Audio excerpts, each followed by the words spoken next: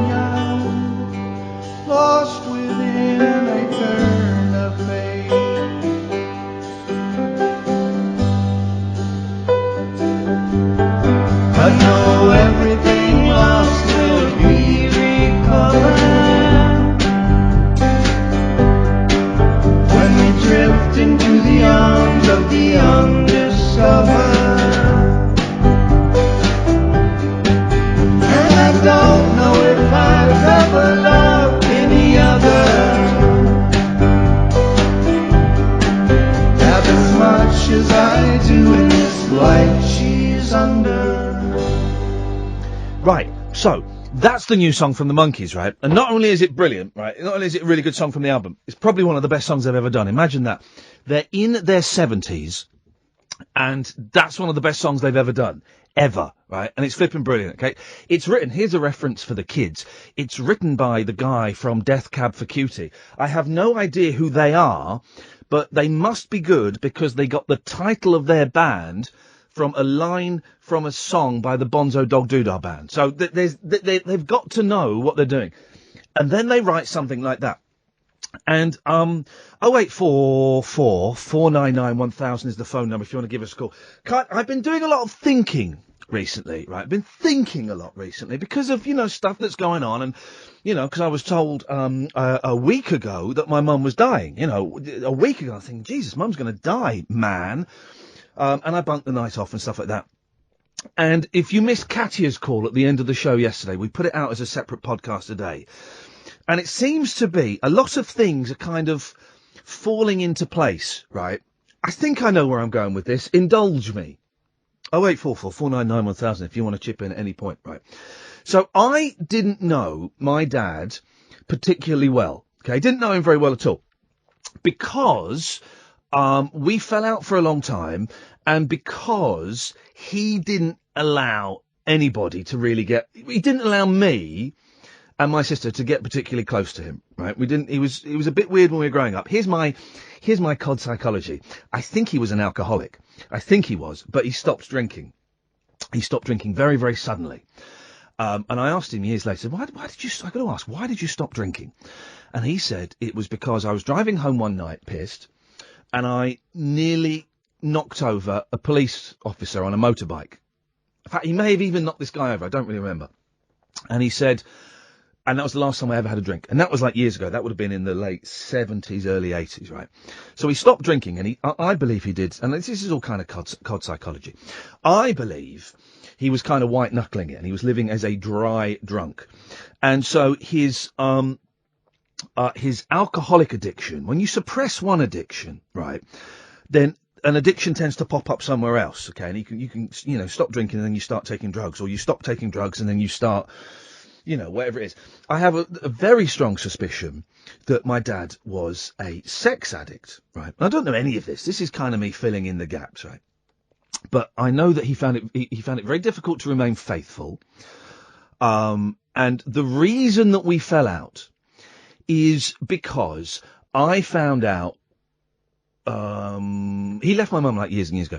And I found out when I was doing the 11 o'clock show that he had loads of kids kind of scattered around the country, scattered around the world, it turned out, right? And we had a massive bust up. I was steaming drunk, and we had a massive bust up, and we'd kind of fallen out before, and it had been a very tense relationship anyway after he moved out. And I said, I don't want to talk to you again. You're a tosser, and you can go and get all this stuff. And I was probably 26, and I was off my face, to be honest. And we were big. I don't want to talk to you again. And I led this big kind of life of defiance, right? Sort of away from my dad. And occasionally I'd have to contact him.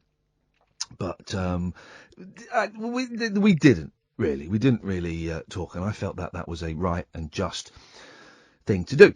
And then fast forward a few years, maybe about, so that was when I was 26. So maybe when I was about, I don't know, 38, something like that. I found some bits and pieces in my loft. We were moving out of the flat, and I found some bits and pieces in my loft that belonged to him. There was an old watch that he got from William Hartnell, not Doctor Who, but the fashion designer, I think. Hartnell's is a fashion designer, right? From like the old days, like proper, I think, didn't Hartnell's design like dresses for the Queen and stuff? And he kind of, somehow my dad knew him, right? Because he was a dodgepot, and he knew everybody. And I found this watch, and I found loads of photo albums, and I kind of thought, right, what I'm going to do, I've not seen him for years, right? I've only spoken to him a couple of times, and that was to tell him to stop being an arse, right? I'm going to meet him, I'm going to give him these things, and I am going to then go through all the list of all of the things that he had done wrong, right? And the effect they had on me and my mum, and how those things had screwed me up, right? And kind of led to me being depressed and doing all kinds of things that I didn't particularly want to do. So we arranged to meet, and it was odd, and we met. I didn't even know where he was living. This was the weird thing. He never tell us where he was living. So we arranged to meet in London in it was like a Tex-Mex bar or something in Soho. And we met, and I was so flipping nervous. I was so nervous. And I got there a bit late because I couldn't find it. And I went in, and instead of seeing this great big ogre that I had always been intimidated around him, couldn't really speak in front of him. Instead of seeing this great big ogre, I just saw a really pathetic old man. And we sat down, and it was kind of really awkward, and he was obviously scared, and I was scared. And we said, I said, look, here's your things, right? The reason I got you here was to go through this big list of grievances and resentments I had about you and tell you how it screwed up my life, right? How it affected me and how it affected my mum and what you did. And I don't feel like doing that now. So what I'm going to do is I'm going to tell you, like the three main things that really hurt me and really upset me, and then we'll see where we are from there. Okay? And so I told him kind of like 3 or 4 main things that really had really impacted on me.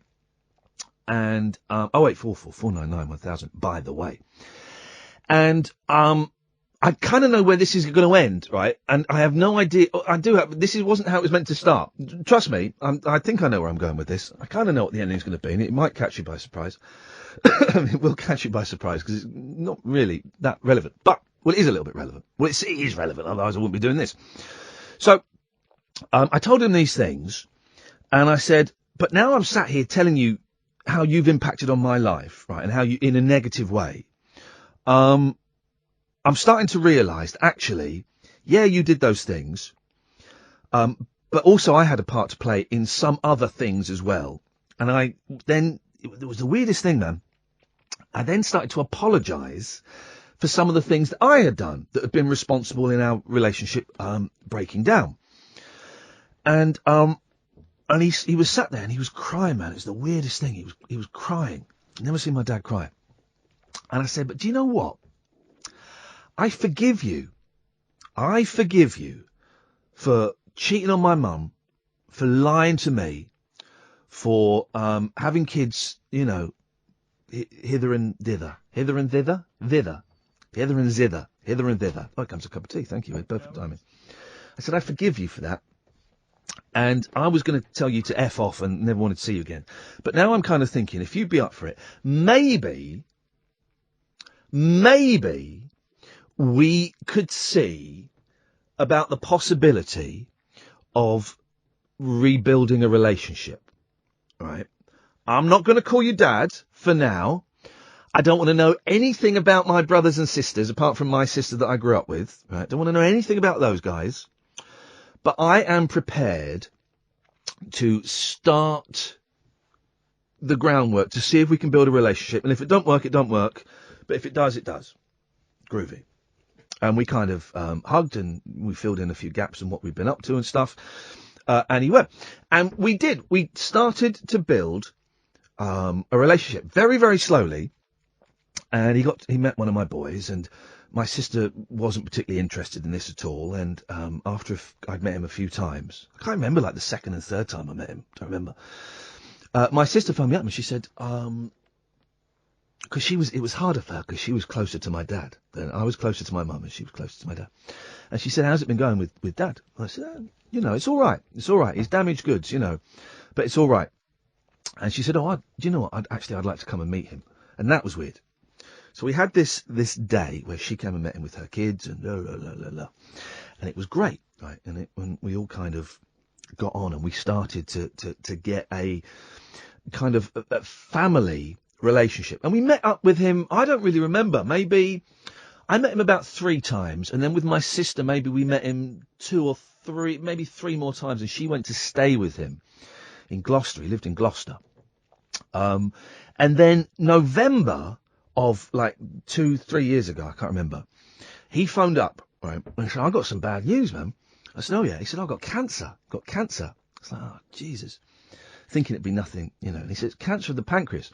Now, I don't know a lot about cancers, but that dinged in my head as I was like, "Oh, shit, that's the serious one, isn't it? That's one of the ones they can't fix." He said, "But this is November." He said, "Don't worry. I've got a year. They've given me a year. So let's just make this year, spot on." And I remember I got the phone call when I was at 3 Counties, and Laura was producing, and I had to go and say there was a meeting. I said, "I can't go to this meeting. This is what happened." And he got ill really, really quickly, right? And he went downhill very, very quickly, and it kind of sped up the repairing of the relationship because we had to. And I hadn't wanted to meet his new wife. And I certainly didn't want to meet the kids that he had living with him. But that all kind of got pushed to one side, and I went to Gloucester, and I met his wife, who I guess she's my stepmom. That's weird. And she's delightful, this lovely woman called Margaret, who's a delight. And I met my 2 sisters that lived there, and a brother that lived there that I'd never met before. And that was weird. But what a surprise, they were delightful. Yeah, it was Gloucester, because he got ill really quickly. He took me out into the town to get a coffee or buy some books for my boys. And he went to get a mobility scooter.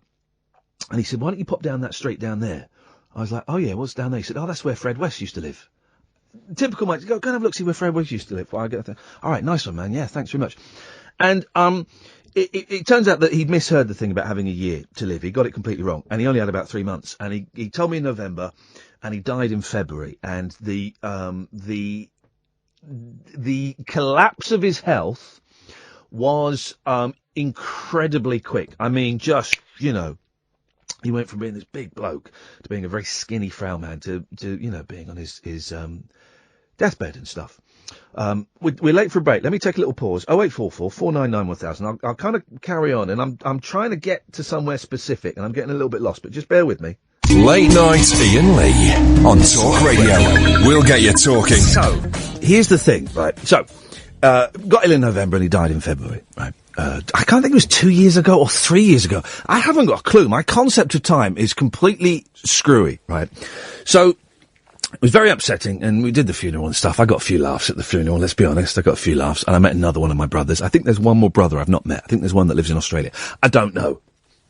I just don't know, and that was part of the mystery of the gentleman. And as he was dying, you know, his life was a mess, because my stepmum had to, you know, kind of allot people times that would come, so that the mother of another of his children, who a lot of people didn't get on with, would come when the uncles weren't there, and it was a nightmare. Poor bugger, it was a nightmare. Right, and he died very quickly, and he went, and it was kind of, oh, okay, right, so you've disappeared again, thanks very a lot. And I'm seeing therapists and stuff like that, and I'm working through still a lot of resentments I thought I'd got rid of, but I hadn't, and some new ones that have developed. Thank you very much indeed, Dad. 0844 499 1000. But here is the thing. I was trying to remember, what had he left me? What had he left me? Right? Not a lot. Not a lot. Not a lot in terms of memories, because we didn't really have him around as a kid. He was always off working, then he left when we were 15. So not a lot of memories.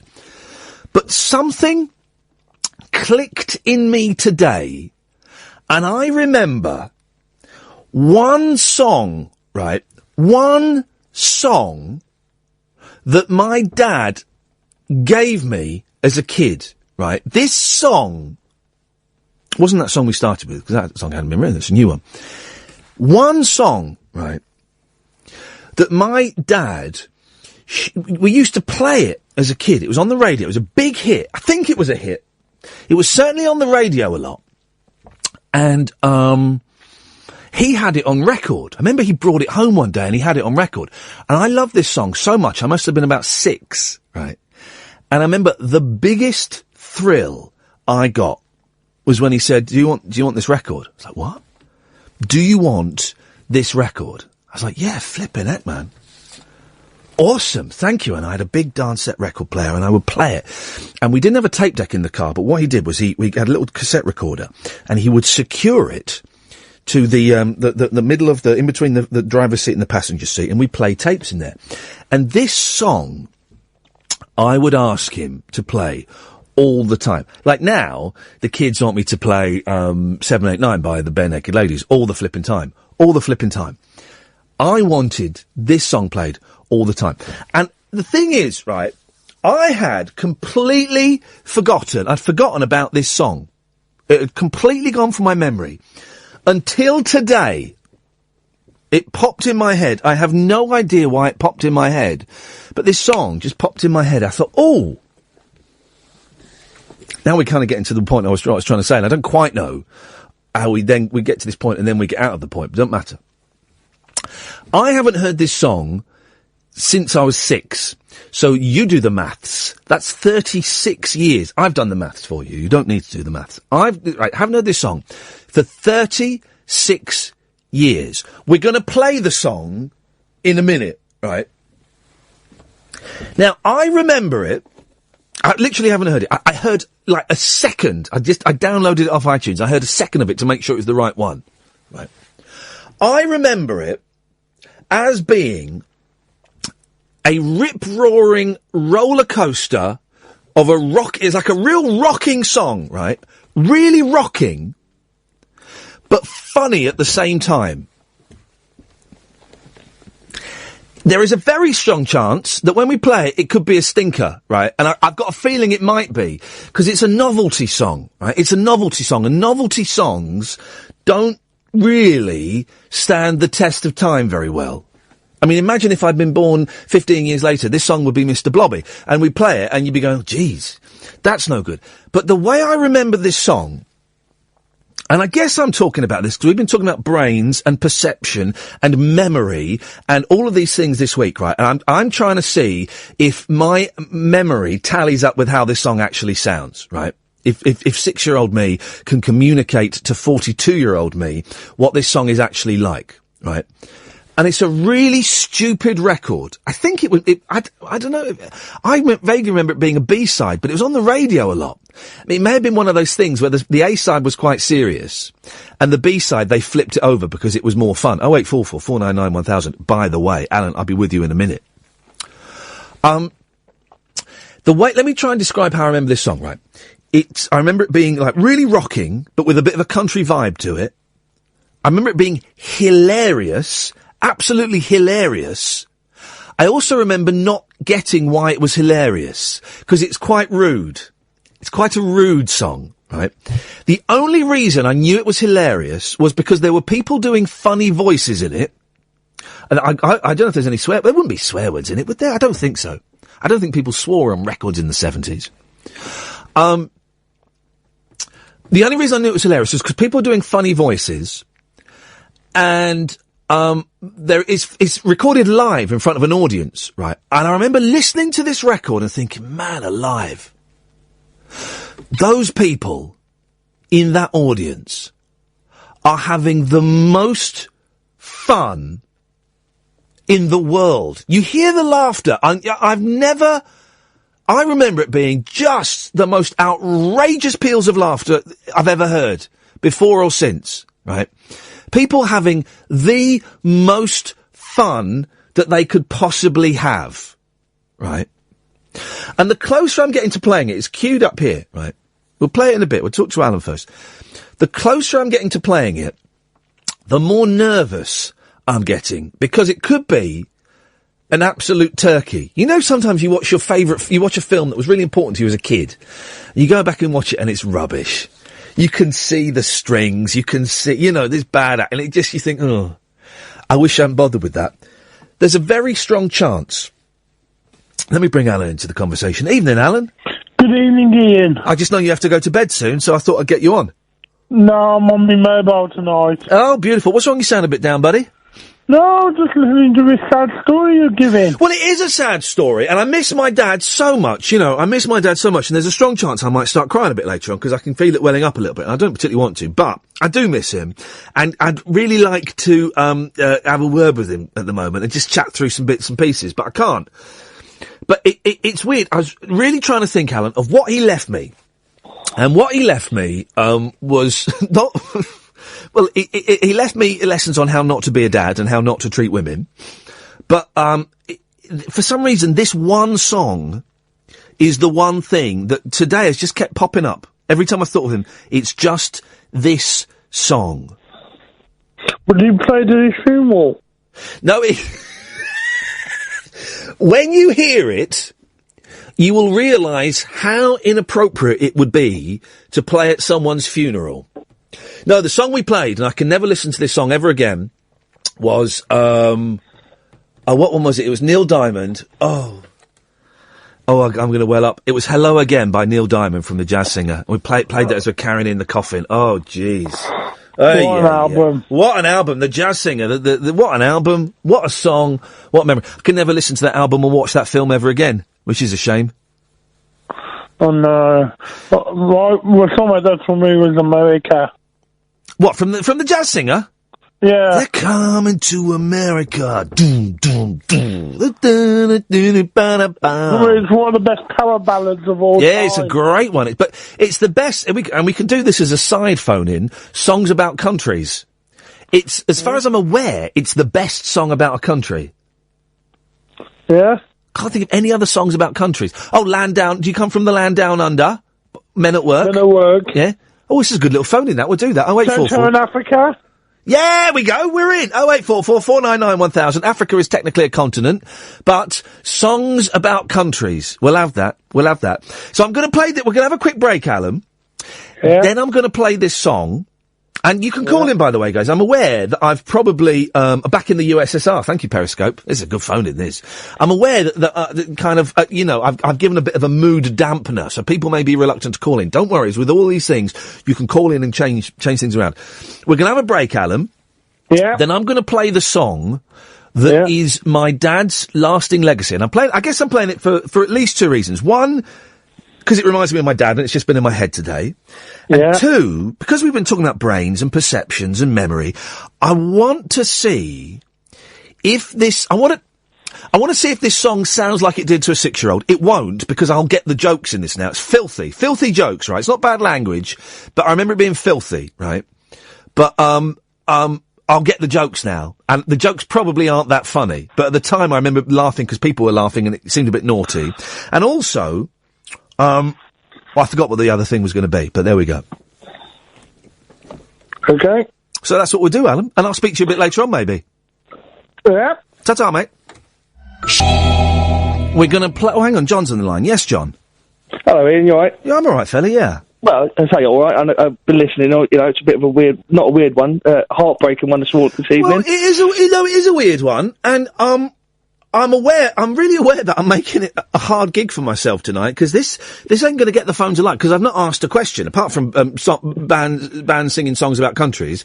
There's no question about this. There's no topic, and I'm really struggling to see what perch there is for you, the callers, to kind of, clamber your way into. I'm kind of doing the opposite of what you're meant to be doing on a phone-in radio show. And someone's already had a pop on Twitter saying, well, you're being very I never understood why they called you self-indulgent. Now I get it. It's Therapy Thursday. Well, that's harsh. Well, and that's fine.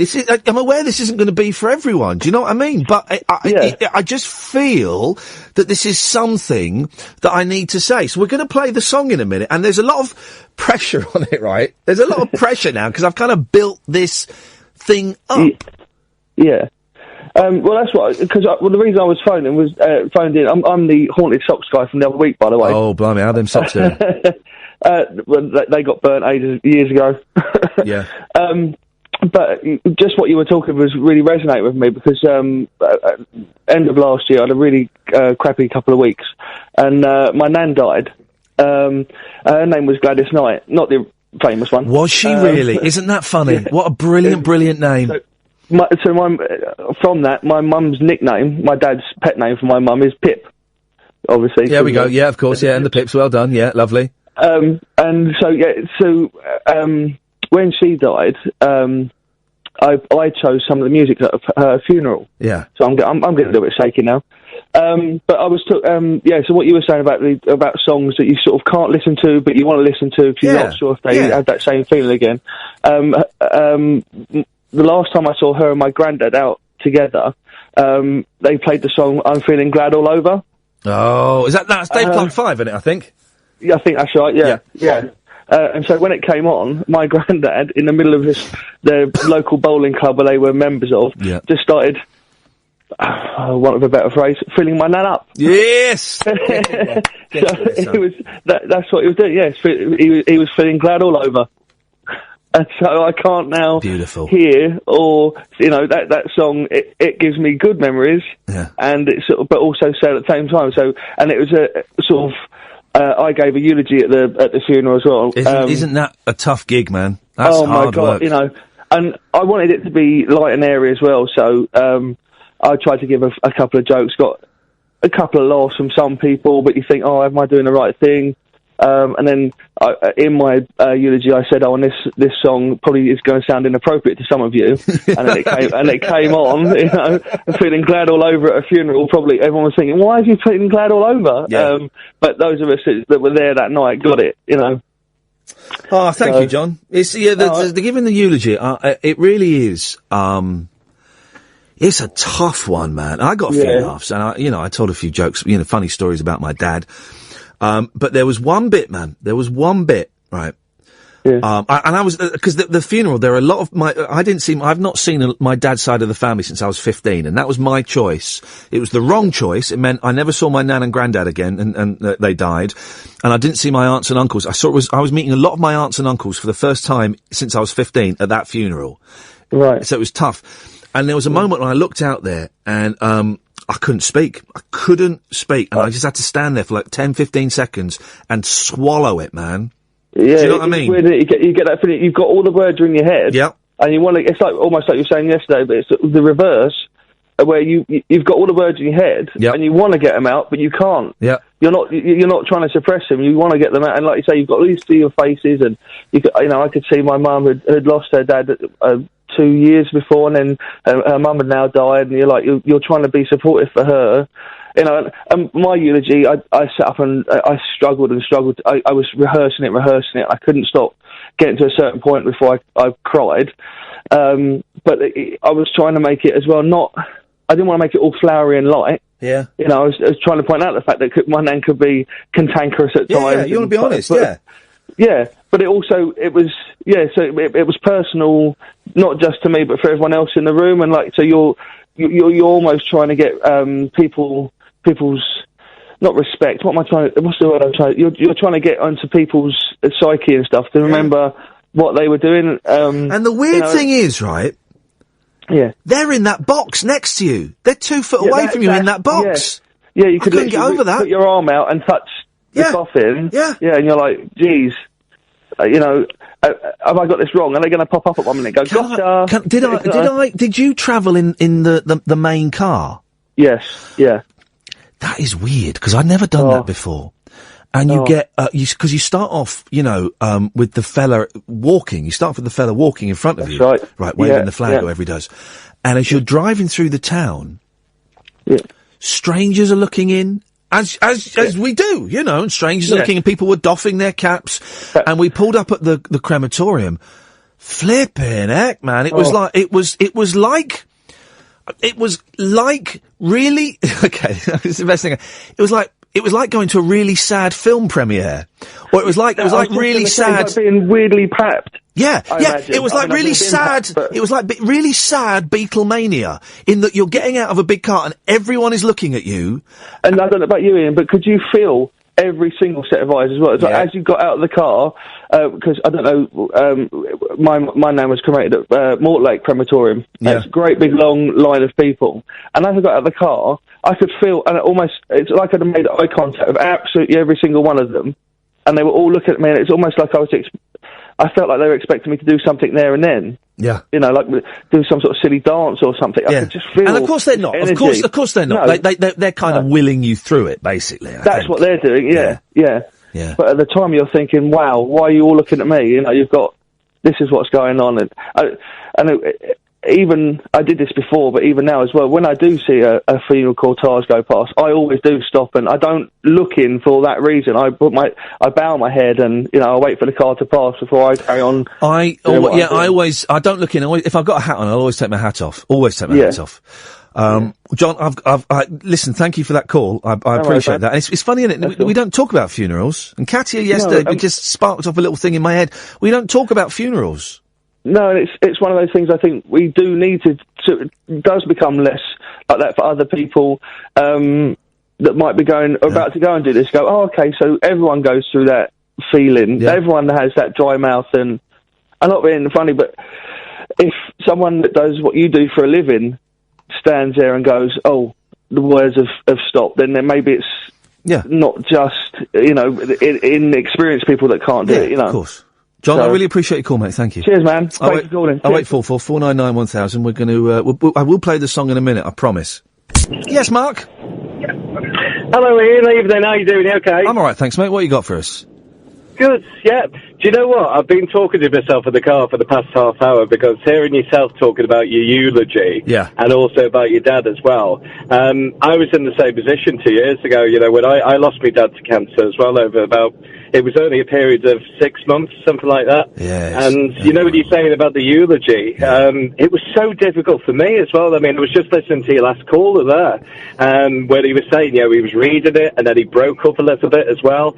I was exactly the same. I thought, I'm going to break up here. And I've done, theatre, I've done radio. None of it means anything when you're stood there. It's a completely different experience. Yeah. And he's, like you said, he's within touching distance to you as well. He's just 2 foot away, and he's obviously, he's there, he's listening to whatever you're saying and that. But I've got to say, it was a really weird experience for myself, because my dad knew quite a lot of people. He had work friends, he had people in the Scouts, other people as well. And for me, it was like doing the eulogy. It was like doing it at Wembley or something like that, because there were that many people in the church. It was unbelievable. And, I was in the car as well with my mum, just comforting all my brothers and sisters as well. And when you said, obviously when you pull up to the creme or you pull up to the church, everybody's looking at you, and you just think, oh my goodness, And the vicar actually came out to say to us, this is the biggest service that we've ever seen in this church. There must have been about 300 or 400 people there. So, completely empathise with what you're going through, and also what the other guys are going through at the moment. It really is difficult to do so. But on a positive note as well, I've got another one for you. Go on. About the countries. Yes. The songs about countries. Yes. Songs about countries. How about, this is my favourite, James Brown and Living in America. Living in America. Have you seen the interview with James Brown? There's a brilliant interview with James Brown. It's very sad, really, but it's a brilliant interview. He's just been, it's in the 80s, right? And he's just been arrested, like a few days before, for, I think, trying to murder his wife, and his car is packed full of crack cocaine. So he goes on like America Today or something, Good Morning America, to show them just how clean he is. He ain't clean. He's a mess. So, James, would you like to talk about the recent arrest? I'm living in America, baby! It's literally, it's not literally, it is metaphorically a car crash.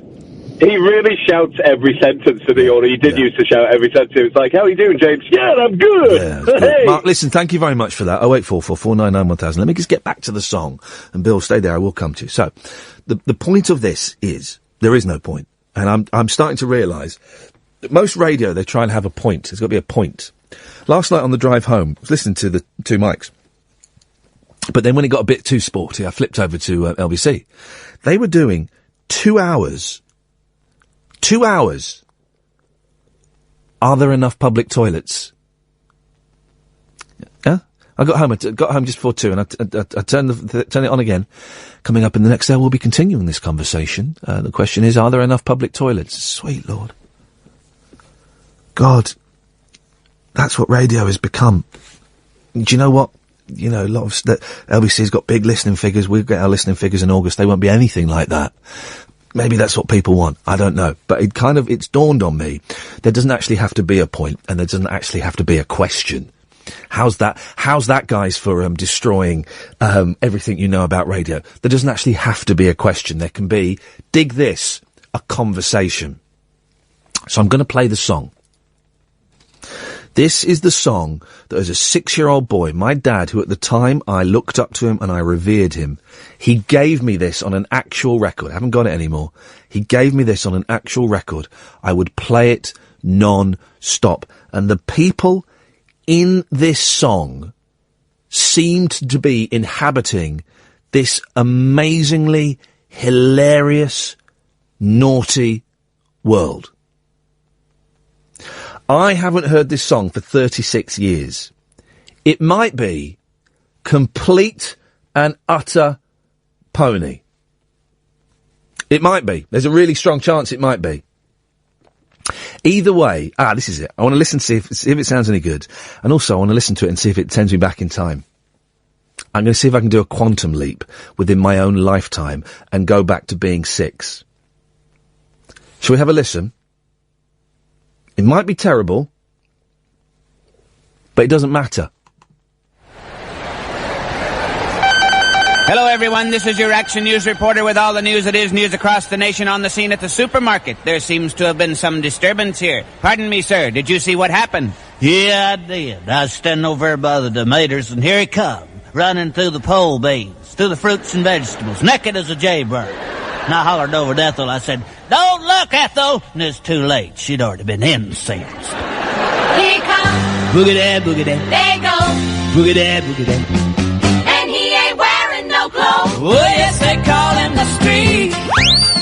Look at that, look at that. Fastest thing on 2 feet. Look at that, look at that. He's just as proud as he can be of his anatomy. He gon' give us a peek. Oh, yes, they call him the street. Look at that, look at that. He likes to show off his physique. Look at that, look at that. If there's an audience to be found, he'll be streaking it round, inviting public critique. This is your Action News reporter once again, and we're here at the gas station. Pardon me, sir, did you see what happened? Yeah, Dave. I was just in here getting my tires checked, and he disappeared out of the traffic. Just come streaking around the grease right there. Didn't have nothing on but a smile. I looked in there, and Ethel was getting her cold drink. I hollered, "Don't look, Ethel!" And it's too late. She'd already been mooned. Flashed her right there in front of the shopping center. He ain't rude. Boogity, boogity, He ain't loose. boogity, boogity. He's just in the mood to run in the news. Well, yes, they call him the street.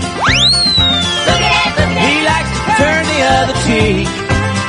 Look at that, look at that. He's always making the news, wearing just his tennis shoes. Guess you could call him unique. Once again, your Action News reporter in the booth at the gym, covering the disturbance at the basketball playoff. Pardon me, sir, did you see what happened? Yeah, deep. Hey, Tom, I was just going down there to get Ethel a snow cone. Here he come, right out of the cheap seats, dribbling, right down the middle of the court. Didn't have on nothing but his head. Made a hook shot and got out through the concession stand. I hollered up at Ethel. I said, "Don't look, Ethel!" It was too late. She'd already got a free shot. Grandstand. Right there in front of the home page. Well, yes, they call him the street. Here it comes again. Who's that with it? Ethel. Is that you, Ethel? He's just as proud as he can be. What do you think you're doing? Anatomy. He gon' give us a peek. Get your cold dog. Well, yes, they call him the street. Ethel, where you go? He likes to show off his physique. Ethel, you shameless hefty! If there's an audience to be found, he'll be streaking it round. Yep. Public critique. Say it as it's so, Ethel. Yep. Well, yes, they call him the street. Ethel! I used to listen to it right till the fade out. Right until the fade out. Flippin' heck, man. It turns out, there's your science, it turns out time travel within one's own lifetime is possible. Flippin' heck, look, I'm sweating. Obvious things I noticed from that. I don't think it's actually live. The laughter sounded a little bit too as though they were pressing a laugh button. So that's ruined that slight image of it being in like some in my head. It was an open air theatre, like the Greek Theatre or something like that in Los Angeles, and it was thousands of people enjoying themselves. It's probably fake live, but it's funny. It's a funny song. It rocks. I get some of the jokes a bit more. I used to like the bit where it, I'm standing in the news booth. And where has it taken me? It's taken me back to my living room in Slough, 120 Monksfield Way.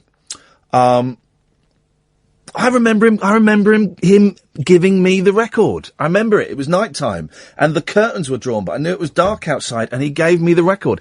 And that's where I went. And what is the point of all of that? Nothing. There's no point. There's no point to it. You know why? Because there ain't no point to life, man. There ain't no point. And I'm really tired of there having to be a point to everything. Because I reckon for most things, there ain't no point. There ain't no point. The point is, I was reminded of that song and it brought back so many memories, not just of being a kid, but of my dad. And it dawned on me that I hadn't heard that song for 36 years, and I'd forgotten how massively important it was to me at the time. and I've listened to it, and I've enjoyed it, and I probably won't listen to it again for quite a while.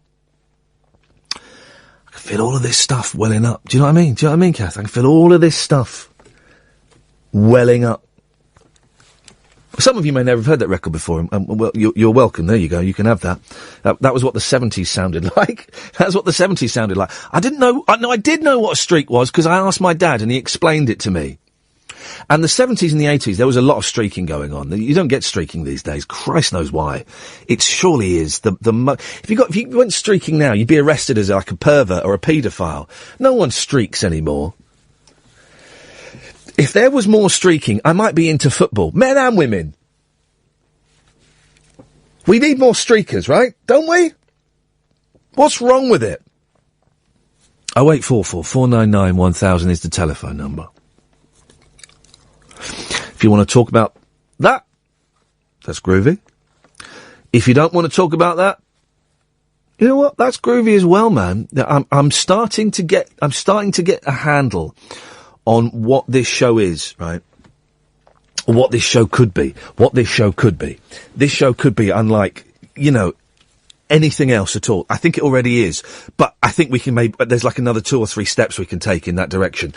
And, there is no point to anything. There doesn't need to be a question. Don't need to be questions. We can just come in here and say stuff. And if you want to chip in on that stuff, then that's groovy. And if you don't, then that's fantastic. It might prompt you to kind of have your own chain reaction of thoughts and you want to phone in on that chain reaction of thoughts. Or you might not want to phone in at all. It's all fine. I've just got to learn to trust the fact that whatever happens, the show will happen and it'll be fine. 0844 499 1000 is the phone number. Bill's on the line. Good evening, Bill. Hey, Ian, how you doing? I'm good, thank you, Bill. Yeah, I'm really good. I feel as though something cathartic has just happened. Well, I'm in the middle of a chain reaction as well. You've really thrown some stuff out there. I was thinking, my dad used to play not the 9 o'clock news records, and I used to listen to that, and that's my sort of childhood, right there. Like, it's funny, isn't it? Yeah, and like mine and my dad relationship's a bit odd in the way, sort of like it's evolved over the last sort of like 15, 20 years as well. So it's kind of sort of threw me back when you were talking about your dad. It really sort of like throws it sort of right back at you, if that makes sense.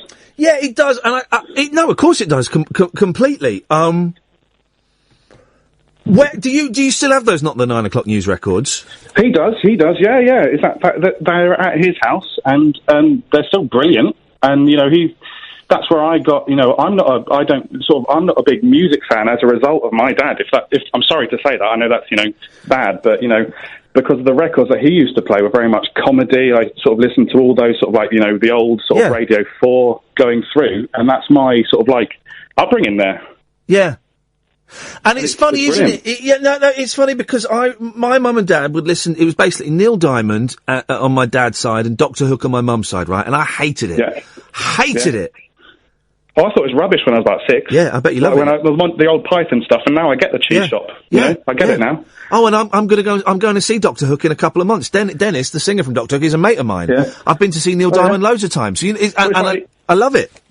It came full circle. I took my dad. I can't remember when the Pythons were like reunited a couple of years ago, but I paid the ridiculous amount of money and then saw them at the O2. Yeah, and that was brilliant. Yeah, isn't that? Yeah, and that was. I was there as well at the O2, and that was like a rock concert. Very much so. Total greatest hits. Like stand-up comedians now, they have to cycle through so much material that they can't sort of like do the greatest hits, and it's good to see sort of that lot do their big thing. But while I was sort of waiting for it's good to sort of like hear that like that is still sort of like in your sort of psyche, that when you hear a song, go, oh, that's my dad, that's my mum, that's my nan. And I guess another part of it is, and we've only got a minute left before the news. Another part of it is I've got boys who are 6 and 4. Brilliant. And I am trying to plant those seeds. I'm taking my eldest to see Brian Wilson on Saturday. Right? He's only 6. Amazing. He's going to see Brian Wilson. I'm really lucky that he's seen the Monkees.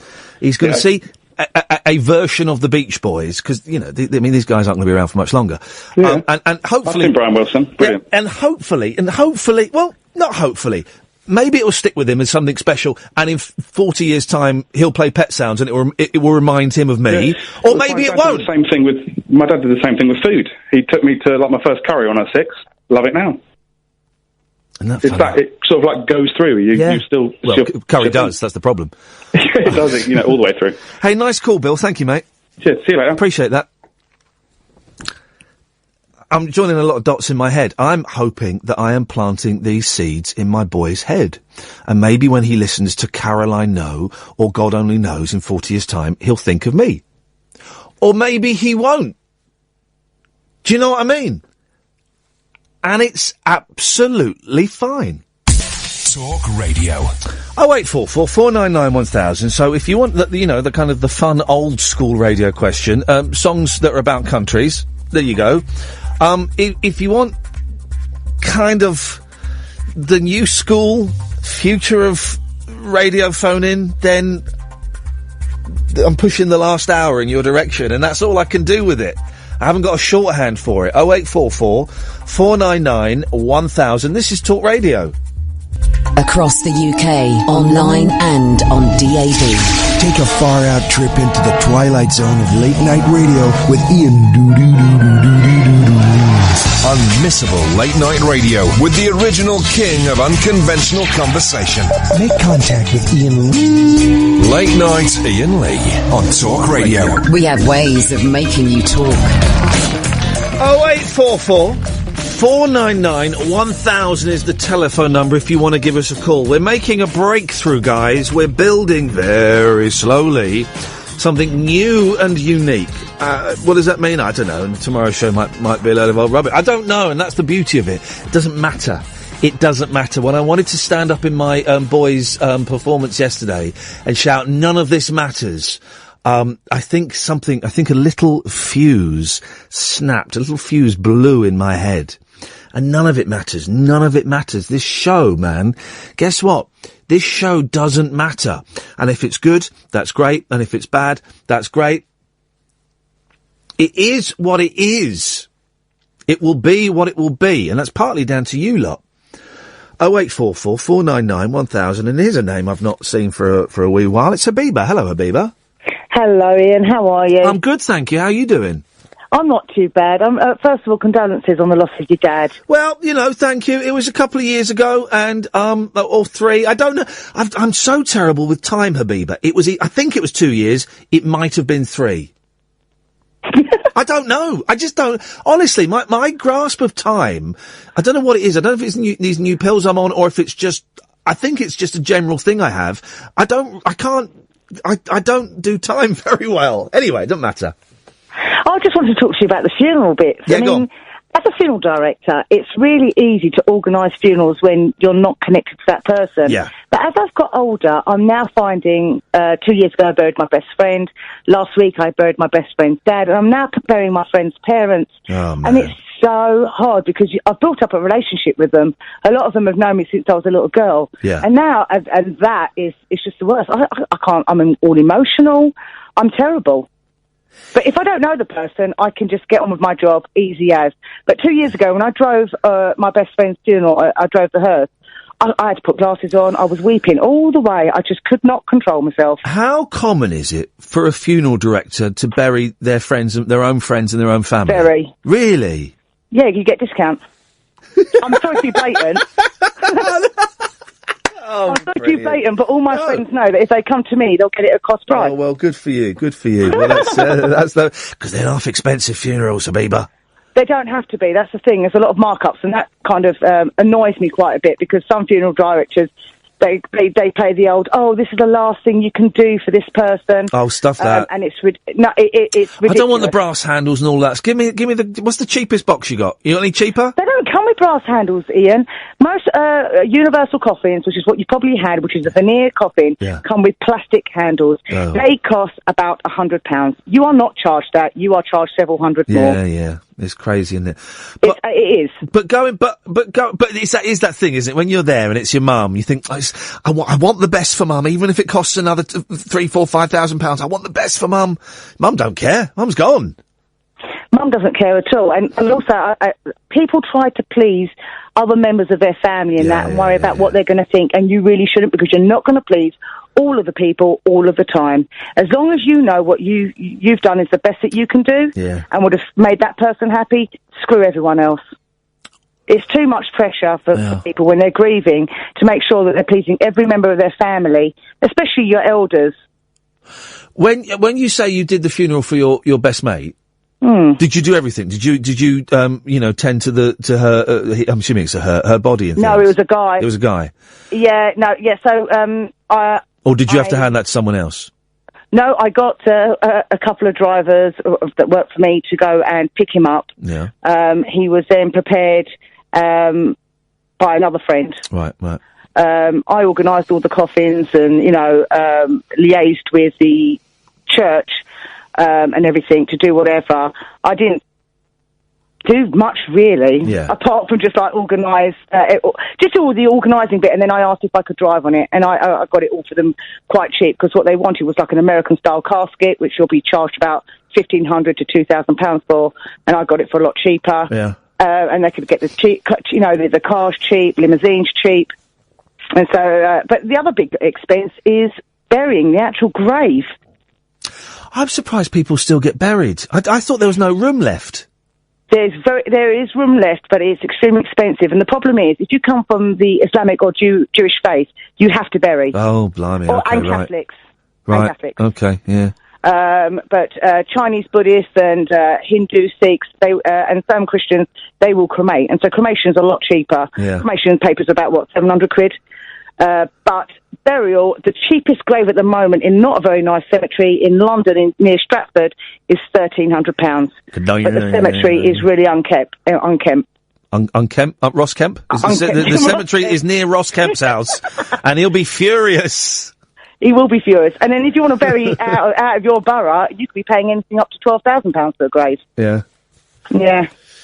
A lot of money in funerals. How are you doing, Habiba? For those who don't know, Habiba used to call me a lot 8, 9, 10 years ago when I was on LBC. You kind of you didn't really call when I was at Absolute, a couple of times, not much. Yeah, I did call at Absolute regularly, but I tell you what, I didn't call you at Three Counties. I couldn't get you. No. But now my car's got DAB. I've got you. You got me. How's everything going? All right? Everything is good, by the grace of God. Yeah, everything's fine. And how is everything with you? How's Fandango? Rocket Boy? Yeah, everything's all right. Everything's all right. I'm breathing and my boys are healthy. You can't ask for much more than that, really. And Mummy? She's all right. She was, I don't know if you heard last week, she got very, very ill. Yes, I did hear all of that. She's fine. I can't visit her tomorrow and I feel terrible about it, but she's in hospital. She's going to be in hospital for quite a bit longer. She's got a kidney stone they need to get rid of, and they're probably going to do it next Thursday now, they're talking about. But she's getting she's very confused, and I went in today, she was very upset, and she thought she said, the doctors are telling me that I should be up walking about. Right, she can't walk. And I said, Mum, I don't think the doctors were saying that, Mum. She said, they were really angry with me because I'm not up walking.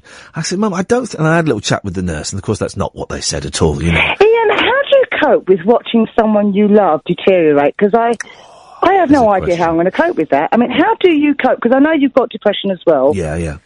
Well, how do you kind of process it? That is an excellent question. And it's because it's been so gradual, right? I struggle to remember her when she was able to walk and talk and drive and cook and, and stuff. And it wasn't that long ago. I guess maybe, she collapsed when I was in Glasgow. That would have been about 15 years ago. So about 15, 16, 17 years ago, she could sort of do stuff, but was getting on a bit. It's funny because my boys never knew her when she, when she was well. And they see pictures of her and they go, who's that? I said, oh, it's Nanny Linda. And they say, oh, what? She used to be able to stand up. I said, she used to be able to do everything. How do you cope with it? You just do, don't you, man? You just do. But it's heartbreaking. I now don't see her as my mum. What do you see her as? I see her as my mum, but I see her as a different woman to the woman that brought me up. Because physically she's completely different, but mentally she's also completely different. Mentally she has been infantilized slightly in that she hasn't got Alzheimer's, but she's got Alzheimer's symptoms, right? So she forgets stuff. She forgets how ill she is. She forgets my sister's name all the flipping time. And she is not the same. She's not the same woman that brought me up, and that's heartbreaking. Oh, bless. That's heartbreaking. And you know what? I said this the other day, and there was a part of me when I was told she was dying. I thought, at last, last. Yeah, she's because gonna then at get least some you know peace. they're not in pain, especially Yeah. if they've got something like cancer Yeah. or leukemia. You think, you know what, I'm glad that you've gone. I see because my watching mum's you was life now, horrible. and that ain't a life. That It isn't, is it? ain't a life. There's no quality. There's very little quality of life there. She has moments of pleasure, right? When she sees the boys, she's really happy. She went and saw an Elton John tribute act the other day, and she loved that. So she has moments of it, right? But that ain't her life. She's living in a care home with loads of other disabled people, some of whom can't, but you can't even speak. And she sits at a table, and there are people there. No disrespect to these people, they're all wonderful, wonderful human beings. But she's sat there with people that can't speak and are drooling. Do you know what I mean? I know, totally, because that was my best friend's uncle. He went from walking and talking to being a complete vegetable, and to the point where he couldn't swallow, and so he starved to death, and I buried him last week. Yeah. And it was horrendous watching that. Absolutely horrendous. But what can you do? I'm glad he's just gone. I don't believe in euthanasia for religious reasons, Yeah. but I'm just so glad that, he's gone. Sounds horrible. Life can be crap for some people, can't it? I mean, really, Really crap. she's had such bad luck with, my dad, bless him. Your mum's got MS, hasn't she? She's got MS. But my Yeah. dad was a terrible husband and a terrible father for me. I don't know how he was with the other kids, but he was a terrible father, a terrible husband, right? So she had to put up with that, and then she got ill, and she's had such bad luck, and she doesn't deserve it. But No one does. I was there today, and I found myself getting resentful of her because she was annoying me, right? And I'm allowed to get annoyed by her. She was annoying me because she was just moaning and critical about the doctors and all of this, and so I only stayed for a couple of hours, and I fed her and and the reason she's moaning is because she's stuck in a hospital bed. She can't get out. She's miserable. Do you know what I mean? But then, here's the thing. Then I felt guilty about feeling resentful towards her. But I'm allowed to feel that because kids feel resentful about their parents. And I feel guilty because she's got MS and she's in a hospital bed. And do you know what I mean? So it's a tough one, Habiba. It's a tough one, isn't it?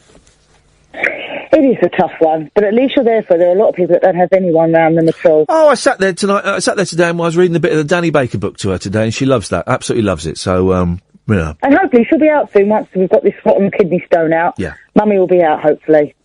Nice to talk to you, Habiba. Nice to talk to you, Ian. Take care. Speak soon. Ta-ta. 0844 499 1000. Richard will come to you after this. 0844 499 1000 is the phone number. We'll call you back now. We'll do calls straight to air after midnight, and you can call. I'm going to stop reminding you, but I'm going to remind you now because it's still a new show.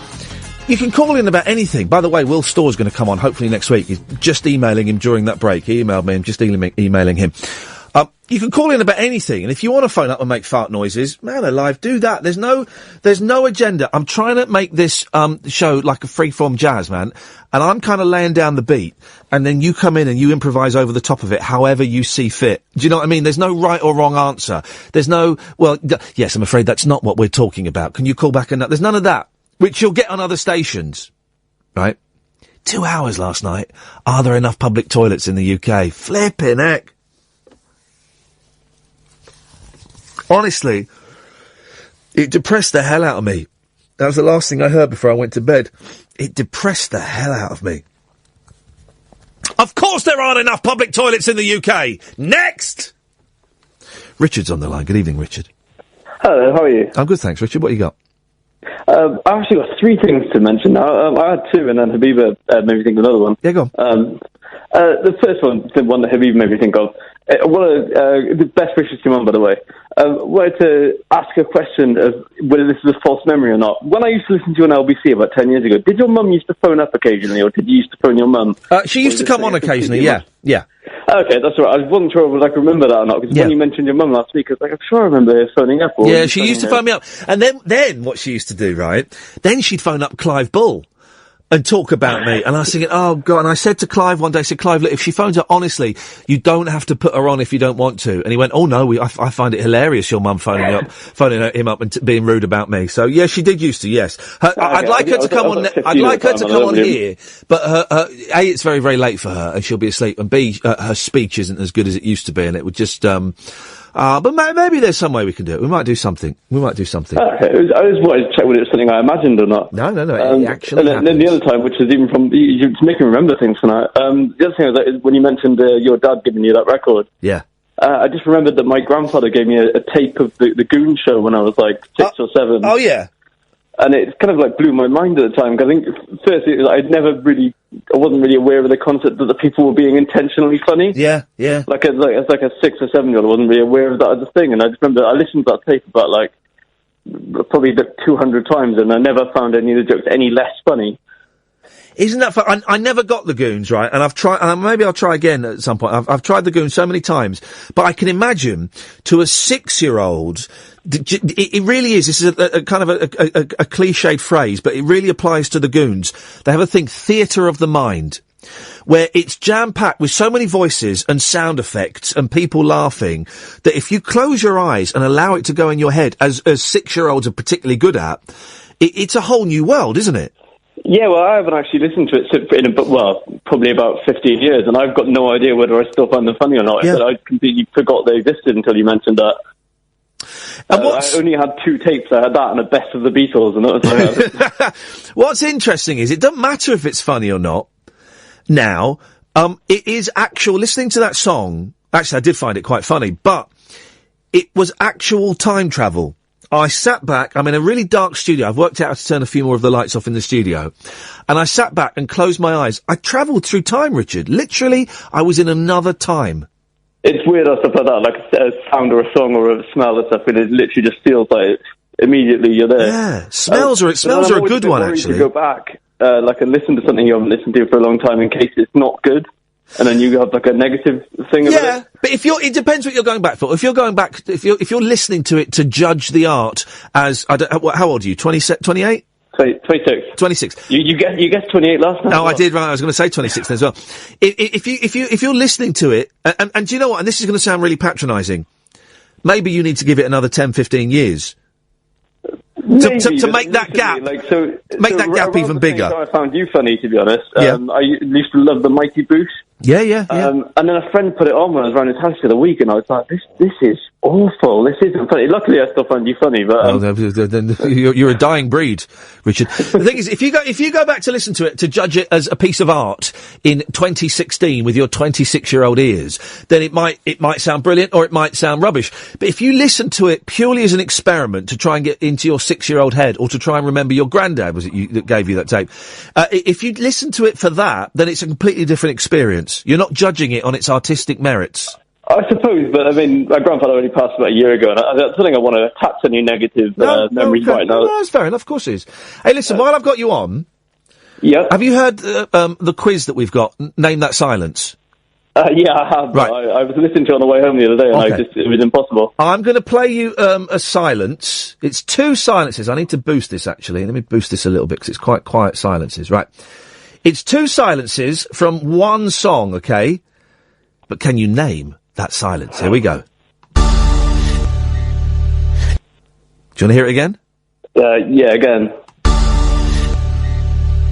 It's 2 silences. It sounds like glam rocky. I've got no idea what it could be. You don't want to pick a glam rocky? You don't want to pick a band or an artist? Now I've said glam rocky, the only artist I can think of, you can't really mention anymore. You can mention glitter. Of course you can mention glitter. We don't whitewash glitter from rock history on this show. Okay, but I think it's not glitter, and I definitely, it's not, I won't guess. I'll leave it for someone else. Richard, thank you very much. I enjoyed that call. Thank you, mate. 0844 499 1000. Can you name the song this silence comes from? Gafford's on the line. Yes, Gafford. Gafford? Yeah. Oh no, sorry. I didn't realise you were with me. Sorry. Well, when I said the clue was. Oh, I didn't actually hear you say my name. When I said the clue was me saying your name. Sorry. When you did your time travel bit, yes, sir. I had a little memory jog. Oh yeah. Okay. This isn't macabre. My dad's still with me. And I had a very distinct memory of when I was about 8 or 9, and my mum was doing like a nursing course or nursery course, like an NNEB. So on a Tuesday night, Dad would pick me and my sister up from school. My sister's treat was we went swimming. Yeah. And my treat was when we got home, we played 30 minutes of Daley Thompson's Decathlon on the Spectrum. Oh man, alive! That's going to knacker your Z and X keys. We had the joysticks, and we must have gone through 5, 6 of them in a space of about 6 months. I mean, yeah. But just I don't know why, and it was probably because, obviously you're talking about your dad and stuff like that. Yeah. And it also made me remember that my dad had prostate cancer. Yeah. He still has a form of bone cancer. I wrote his eulogy when he was first diagnosed. And I want to find it. I don't know where it is, because it was 4 or 5 years ago. But I wrote it because I was like, right, now's the time. Now all the memories are here. Yeah. Now, before anything happens, I'm going to write it now. And I want to find it again. I don't know what. I don't know if I want to edit it or just find it and make sure everything's all right. I don't know. But it really made me think, I want to find it. Even like tonight, I'm thinking, I wonder if I can fire up my old laptop or something, or is it, it's 11:30, I need to go to bed. That sort of thing. It's like that kind of thing. Oh, do it.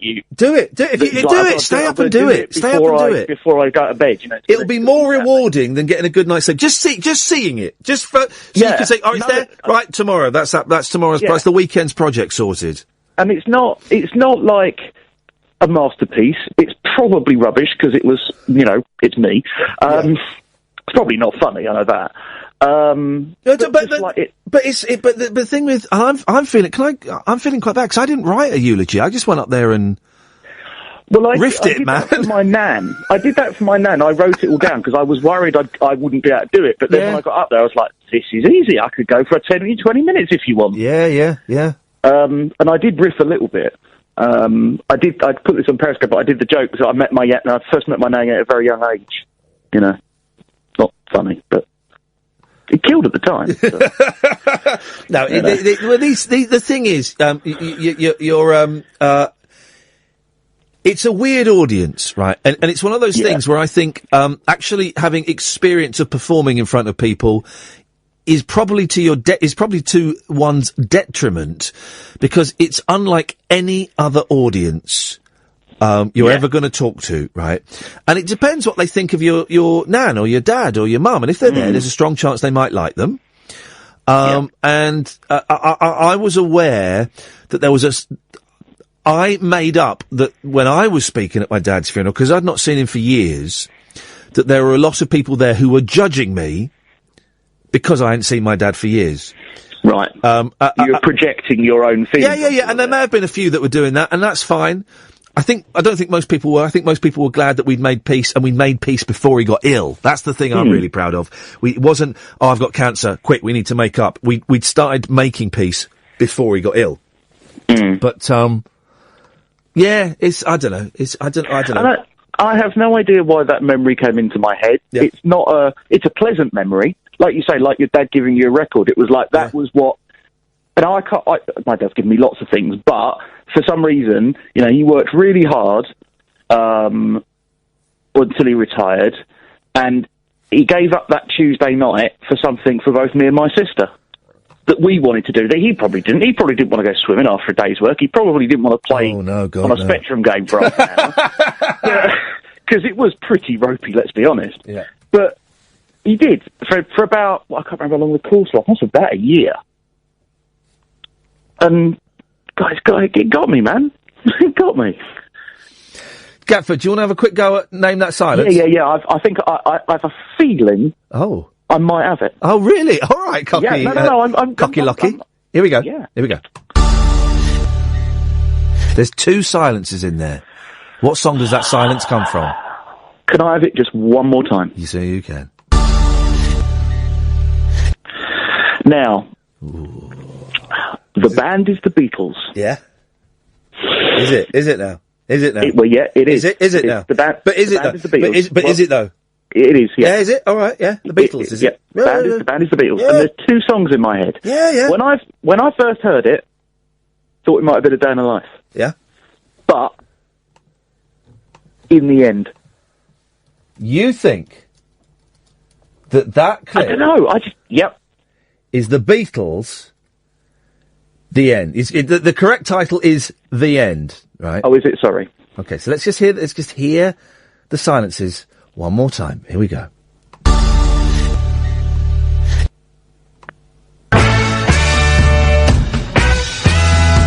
Oh, yes.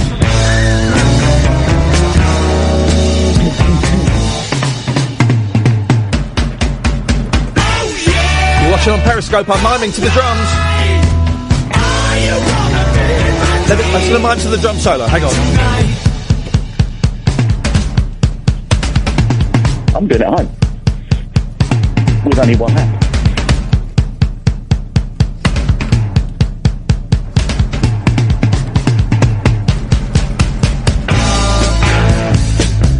It's the wrong answer, Gatford. Oh, sorry about that. Thanks for calling. Ta-ta. 0844 499 1000.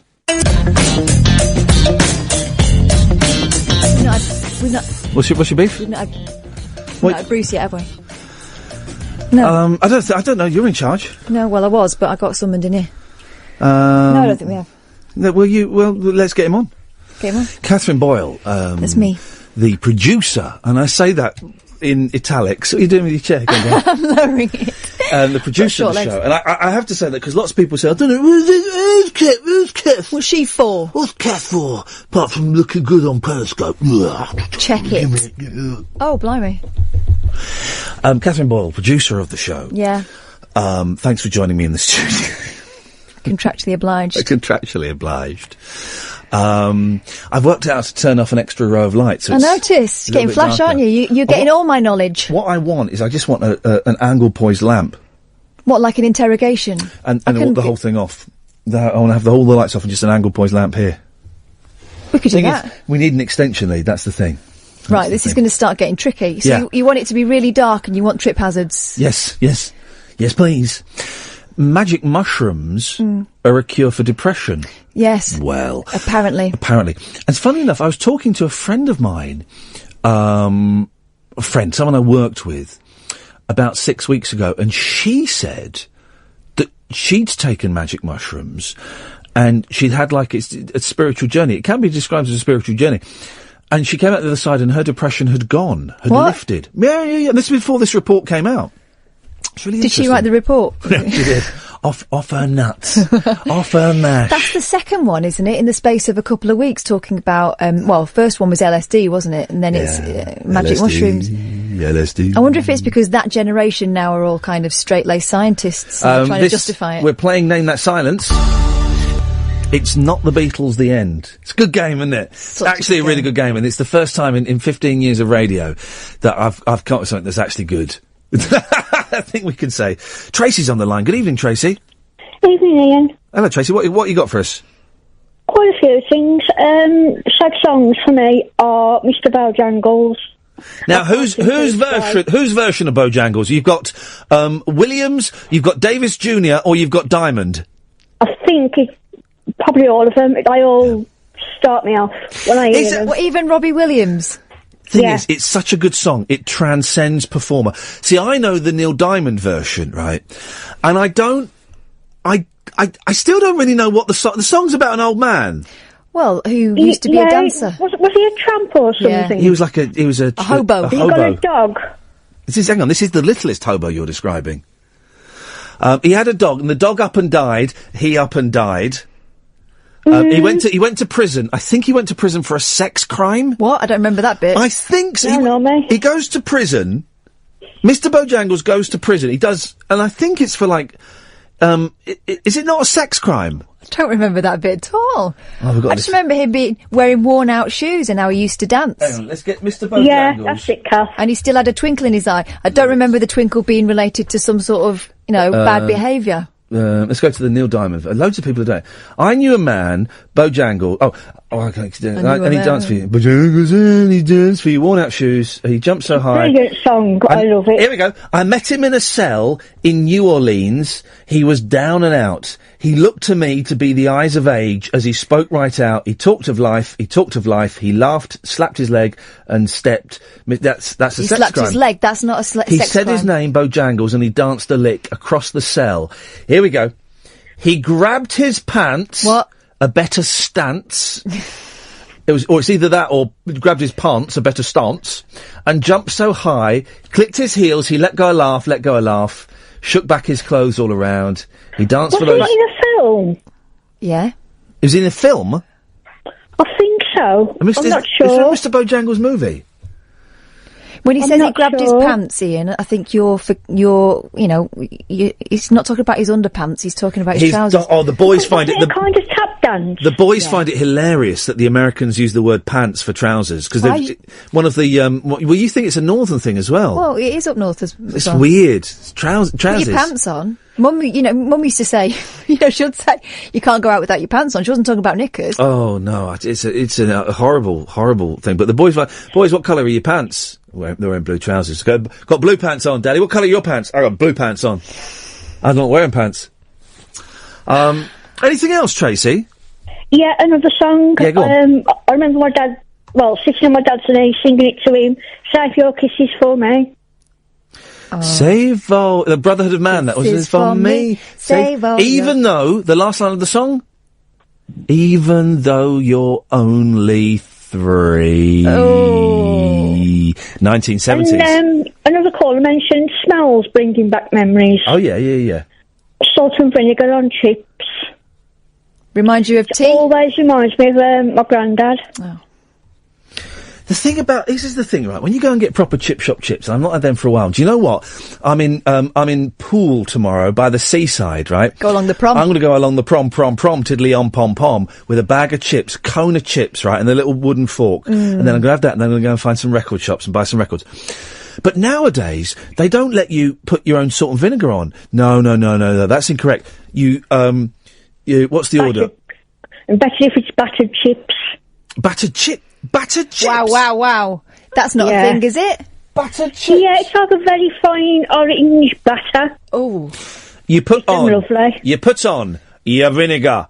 You put on your salt. Then you put on your second round of vinegar. That's how you do it. Bliss. Beautiful. I'd just like to have that bit too much. Beautiful. Tracy, thank you very much indeed for that. 0844 499 1000. Can you name these silences? It's a good one today. It's a tough one. Luke's on the line. Good evening, Luke. Oh, yeah. Hello. Luke's at work. Oh, hello, Luke. Yeah, I'm not bad. How are you? I didn't ask, but I'm good. What are you at work? What are you doing? A robber? Are you a robber? The opposite. Oh, yeah. I work 7 nights a week as a security guard. Ah, I see. Do you have to do that horrible thing now that they get? Because security guarding used to be, you could get a cushy little number, feet up, watch a bit of telly, have a doze. But now they do that thing where they have, like, barcodes in every room, don't they? And you have to go round and scan the barcode to show you're moving about. To show that you've been there. Yeah, some places you do and some places you don't. And, but some other places I work, I get watched all the time by the CCTV, by the gaffer. Oh, you're joking! Hang on, so if he's watching you, why didn't he just watch the premises instead of hiring you? I know. But Don't tell him that, you'll do yourself out of the job. So, yeah, because the reason why I'm phoning up is because I was listening to your story about you and your dad. Yes. Earlier on, because I had to change from another station because I was about ready to rip my hair out from it. Can I ask, is it because it was Katie Hopkins? No. Oh. It was all about the NHS and immigrants. Oh, what station was doing that? Radio 5. Oh, flip it! Question time. It's spreading. Oh, flip it. Oh, well, Luke, you're welcome here, mate. We don't do any of that nonsense unless someone brings it up. This is all, I mean, today's been quite ponderous, but this is wherever the winds of fancy blow us, Luke. Yeah. You're like, I'm a poet and I never realised. Clever. This show's a load of old cobblers, to be honest, Luke. It's a load of old nonsense, and this is the show that I would listen to if I wasn't working late nights doing this show, if that makes sense.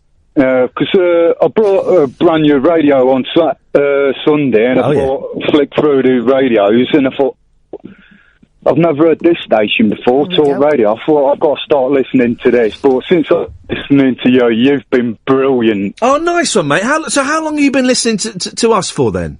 Well, only since Sunday. I've got the radio on Sunday. This Sunday just gone. Yeah. So, like I say, I was listening to your story about you and your dad earlier on. Yeah. As well, for me, when I was young, I had a brain tumour. Right, when I was 2 or 3 years old. Flippin' heck, man. That must have been, well, a worry for your parents, I suppose. I suppose you don't remember any of it, do you? No, but it was a worry for my mum. She was there by my bedside all the time. Flippin' heck, man. And I only found out a few years ago why my dad wasn't there. Yeah, go on. Why? My mum would not let him come and visit me. Because he ran off with another woman. It's a common thing. So I'm going to try and fill in a few blanks, Luke, and you tell me if I've got this right or if I'm wildly off. Did you just knew your dad hadn't come to visit you, but you didn't know why. So did you kind of hate him for that? Well, like I said, I didn't know at the time, and then eventually I was like, I don't want to know you anymore. Yeah, because you didn't come and visit me when I was a sick little baby. Yeah, because I've been to like Leicester Royal, Nottingham and Derby hospitals like for my checkups, and I had my operation at Nottingham. Ay. And it was all because your mum wouldn't allow him to be there?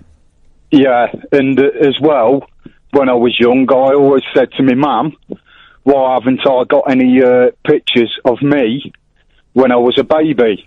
And she goes, well, have a word with your dad. And I had a word with my dad a few years ago and told him, he goes, well, I've only got one. I found out, he, like I just said, he ran off with another woman. Yeah. But my mum and my dad would not tell me the reason why. To find out from my brother and my aunties. Is your dad still alive? Yes, I only see him once in a blue moon, but we don't get on. Right. Families, Luke, are flipping hard work, aren't they? I mean, know. Really, I think that this kind of, what was I listening to today? Oh, it was a play on Radio 4, really good play on Radio 4, actually. I don't normally rate them. This was really good. And he had a great line in there. The bloke said, all families are falling apart, just some families are better at hiding it than others. What a line, man. What a line. Yeah. I think there's an element of truth in that. Yeah, because I've always learned your best friend is your mother. Well, I'm glad it was for you. It's not for everyone. Again, having spoken to other families where it's gone the way, but I'm glad you got on with it. And you're well and good now, are you? All these years later? Yeah, I've been for a checkup since when I was about 13, 14. Nice one, mate. Well, I'm glad it all worked out, and I'm really glad you found us, Luke. Call again, won't you? Yeah, I will do, and keep up with a good show. Thank you, mate. There we go. Cheers. Thank you. I appreciate that. Of course, as a 2-year-old, he's lucky he won't remember any of it. But imagine being a parent of a 2-year-old that's going through that. Flip it. When I did I did some volunteer work at Great Ormond Street for ages. Actually, used to go in there every Monday, or was it? I think I can't remember. And I had the privilege, and I stopped doing it in the end because I found it too upsetting. But the privilege of going around the wards and playing with the kids for a couple of hours. You go in and go, anyone want to play, and playing games. And some of the stuff that I saw. Here's the one, and it got to the point where you got used to seeing kids without any hair and stuff because they'd had chemo. You got used to it, flipping it. Here's the thing that got me, right, and I remember seeing this, and I remember thinking, and I had to look away because I didn't want to stare because I couldn't believe this girl, and I don't know what was going on, but her stomach was outside her body. Right. She was about 8 years old, and I felt such sympathy for her. But we just had a little boy. I think we'd had our first boy, and the sympathy and the empathy that I felt for her parents was incredible. Because kids are resilient as anything. You know what I mean? You can do anything to kids. You put them through any kind of medical treatment, and it'll affect them. But they're kids. They trust, don't they? They trust you. Knock them down, they get back up again. They're amazing. But for a parent to have to see their kid go through that. I know. 0844 499 1000. Don't worry, guys. We are playing Name That Silence. What song does this silence come from? Oh, no, hang on a second. That is actual. That's actual silence. This Too is tricky. It. And after the break, we've got Nigel. Isn't that right, Nigel? 0844 499 1000. Within the next 15 minutes, we will call you back. After that, it's call straight to air. Yes, Nigel. Hi, Ian. How are you? Do you want to play Name That Silence? If you like. Okay, here are two silences from one song, but can you name the song the silences come from? Here we go. Yeah. No, I can't. It's very difficult, isn't it? It's a tough quiz. Only a tiny bit of a tune. Well, it's the silences. Here we go. Yeah. You have to know the next bit, don't you? Well, you have to know what's on either side of the silences. Yeah. Oh, I don't think I could do that. Okay. Can I talk about entertainment? Of course you can, mate. What do you want to say about entertainment? Well, I was watching the great Ken Dodd a while ago on TV. Doddy. And he's fantastic. Doddy and the Diddy Men. And he brought back memories of a person. Do you remember David Copperfield from Three of a Kind? I do. Coppers and Co. as well. A kid show. Yeah, I used to love it. He did a character called Medallion Man. Dark hair, didn't he? Well, so do a lot of people. Yeah. Yeah, but you remember him from the TV Three of a Kind. Yes. Well, I went around with him at Butlins. Every Butlins camp he went to, I went with. That's weird. I used to do singing and entertaining. You stalked David Copperfield? We were friends. We had drinks up the bar and everything. We were working at the same hotel, Butlins hotels. You were working? I was working, singing, playing the drums, doing talent shows. It was different things each time. Yeah. Did you get paid? Some of the time, yeah. I must talk about that. No. Oh, cash in hand. He's a fantastic guy, he was. Yes. And I gave him once a gorilla's mask, and he got on top of a table. When he did his comedy sketch, he used my mask, and he got on top of a table and pretended to be a monkey. Well, there you go. That's crazy. That's David Copperfield, the crazy guy. Yeah. He was really crazy, wasn't he? We're having a conversation, Nigel. We're having a conversation. Yeah, sorry. I identify with David Copperfield because he, obviously Three of a Kind was him, Tracy Ullman, and Lenny Henry. That's right. And Lenny Henry and Tracy Ullman, of course, went off to huge things. Tracy Ullman became a huge star in the States. And Lenny Henry, of course, now knighted. And David Copperfield, all he ever did really was a kids' show called Coppers and Co., and that was it. But And it's a conversation, Nigel. It's a conversation, Nigel. Yeah, sorry. And I identify with that because I did a show called The 11 O'Clock Show, and it was me and Ricky Gervais and Sacha Baron Cohen and Mackenzie Crook and Dom Jolly and so Charlie. you was on TV as well? Yes, I was. Yeah. I don't actually remember seeing you. And that's the point of the story. Because all of the people that I was working with went off and became huge superstars. Yeah. Some were big in America and some, and I wound up doing local radio for 4 years. Yeah. Oh, different. You're not being seen like people. You can hear you, but not see you. That's correct. Yes. Yeah, I've been practicing Mrs. Brown's Boys as a comedy sketch. Oh God, no! Got the voice off now. Not now. But I have never seen Mrs. Brown's Boys, and I'm never going to watch it as long as I live. It looks bloody. It looks bloody awful. It's a conversation, Nigel. Yeah, sorry. I'm going to really hammer this home with you, okay? It looks bloody awful. But the programme and the movie. Oh, the movie and the programme. It was a terrible film, wasn't it? I don't know. I'm never going to watch it. No, but I don't think the film was as good as the TV show. Well, and that's saying something. The live TV shows are better. I bet they're rubbish. Well, better than the film anyway. Okay. You remember Monica Rose used to do, do you remember Monica Rose? No. Was that a ship? Well, yeah. Wasn't that King Henry VIII's ship, and it sank, and then they brought it up in the 80s?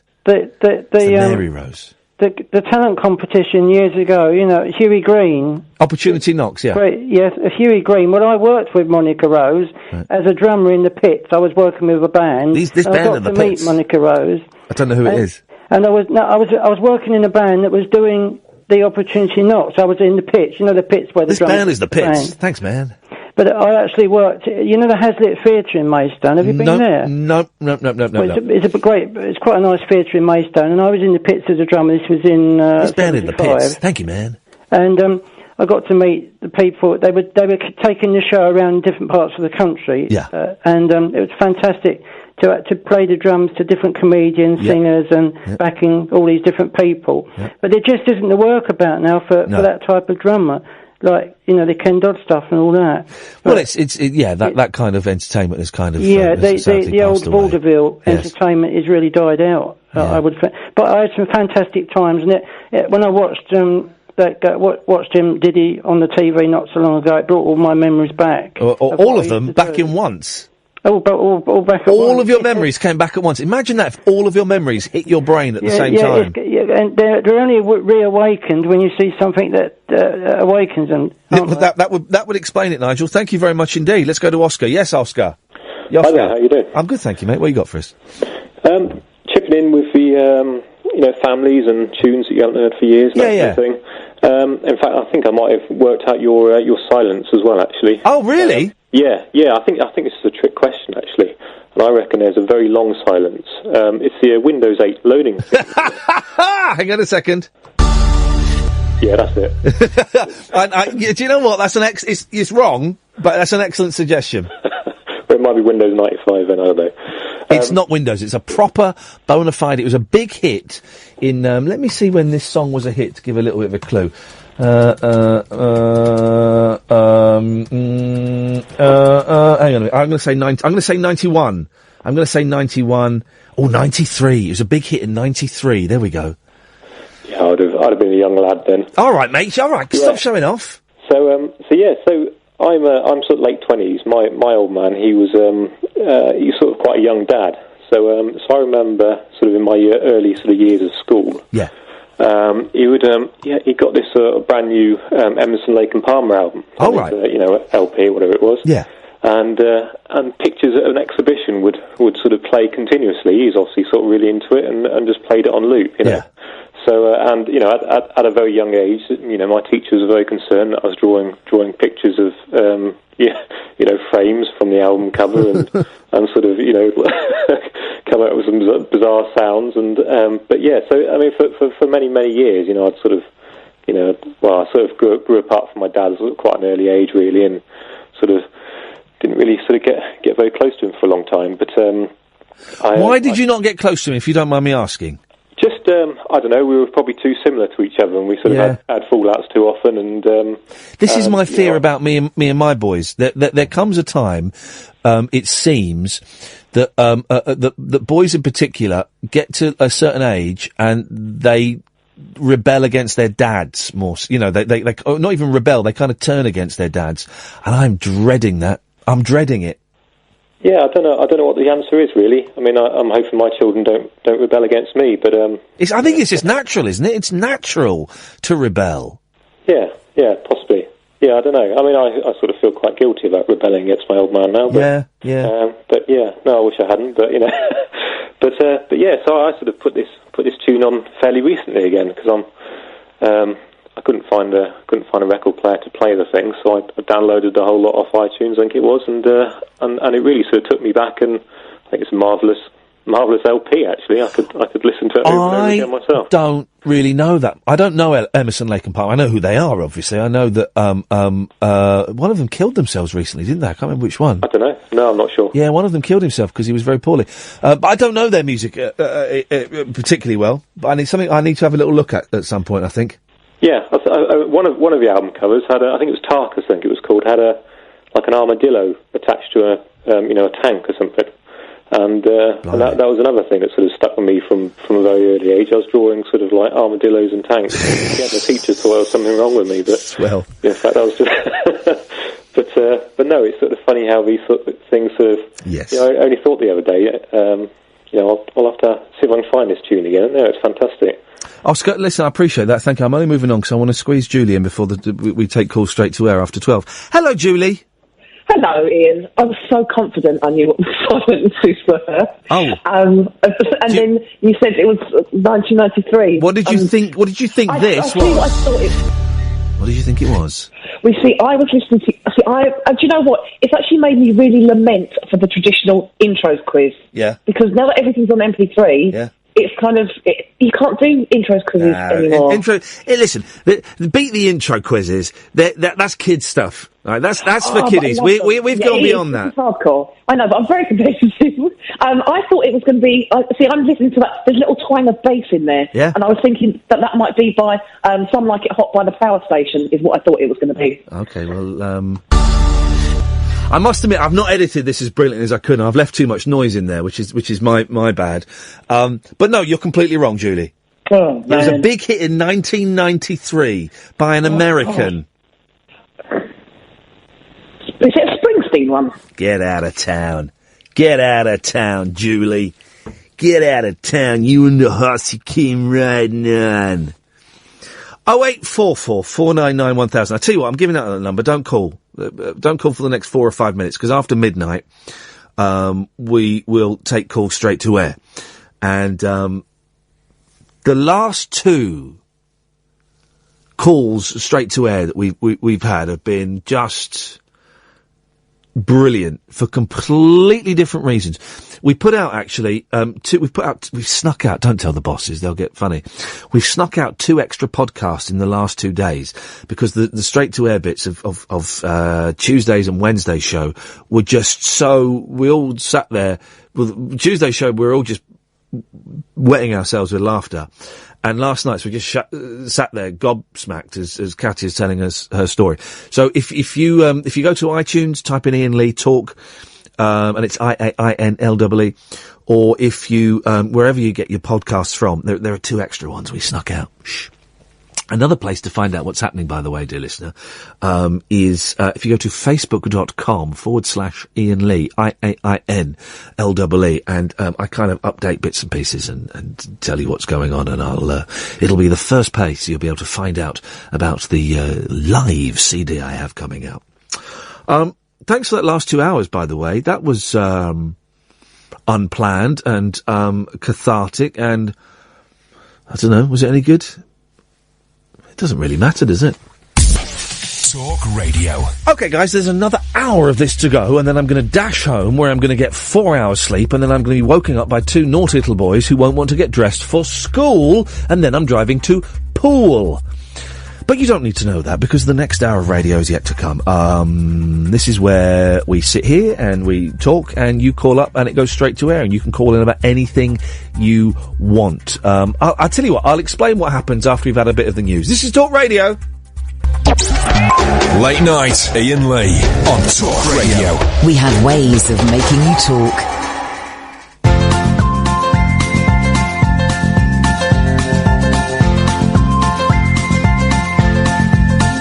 There's a voice that keeps on calling me down the road. That's where I'll always be. Every stop I make a new friend.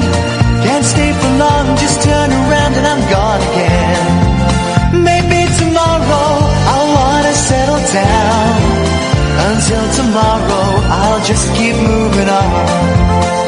Down this road that never seems to end.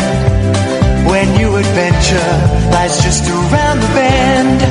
So if you wanna join me for a while, just grab your hat, come travel light, that's old style. Maybe tomorrow I'll wanna settle down. Until tomorrow, the whole world is my home. So if you wanna join me for a while, just grab your hat, come travel light, that's old style. Radio X. So the listing figures are out today. Until tomorrow, I'll just keep moving on.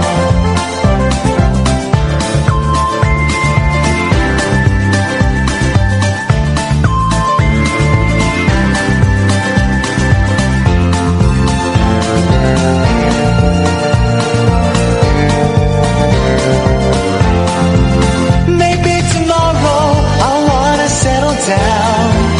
Until tomorrow, I'll just keep moving on. There's a world that's waiting to unfold. A brand new tale no one has ever told. We've journeyed far, but you know it won't be long. We're almost there and we paid our fare with a hobo song. Maybe tomorrow, I'll wanna settle down. Until tomorrow, I'll just keep moving on. So if you wanna join me for a while, just grab your hat, come travel light, that's old style. Maybe tomorrow I'll find what I call home. Until tomorrow, you know I'm free to roll. 0844 499 1000. You call up, you go straight to air like this. Line 1, you're on the wireless. Right. Turn your radio off. Thank you. Hey, turn it off. Thank you. Ian. Yes? Is there such an English word as snook? You snuck something out. Snuck. Is that an Americanism? S-N-U-C-K? Yes. Snuck is a word, yes.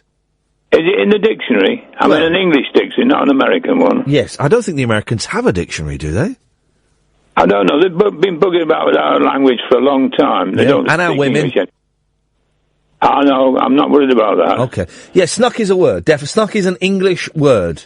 I reckon it dates back... Snuck!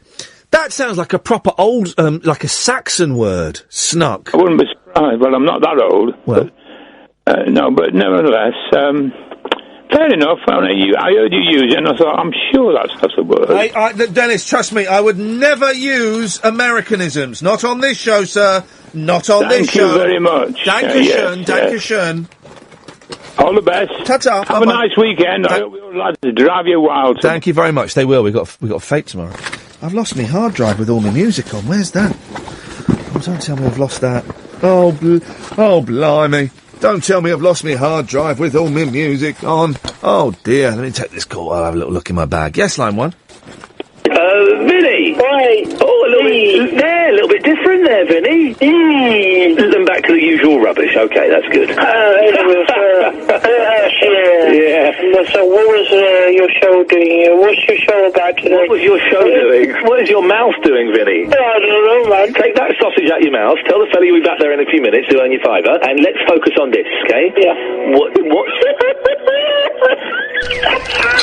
You just got that, didn't you? Okay, calm down. What can I do for you this evening? I was listening to your show, so... Okay, thank you very much indeed. That's from an old show.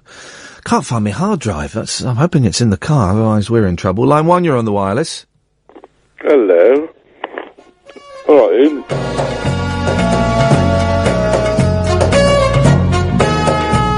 Evening, Russ. Got your theme tune all up and running, buddy. Oh, I'm truly honoured. There we go. What you got for us, boss? First of all, I'll crack at the name the silence. Oh, okay. We have to stop the theme tune then while we go to the other computer. We have to boot up the quiz computer. It's a song from 1993, but can you name the silence? There are two silences in this song.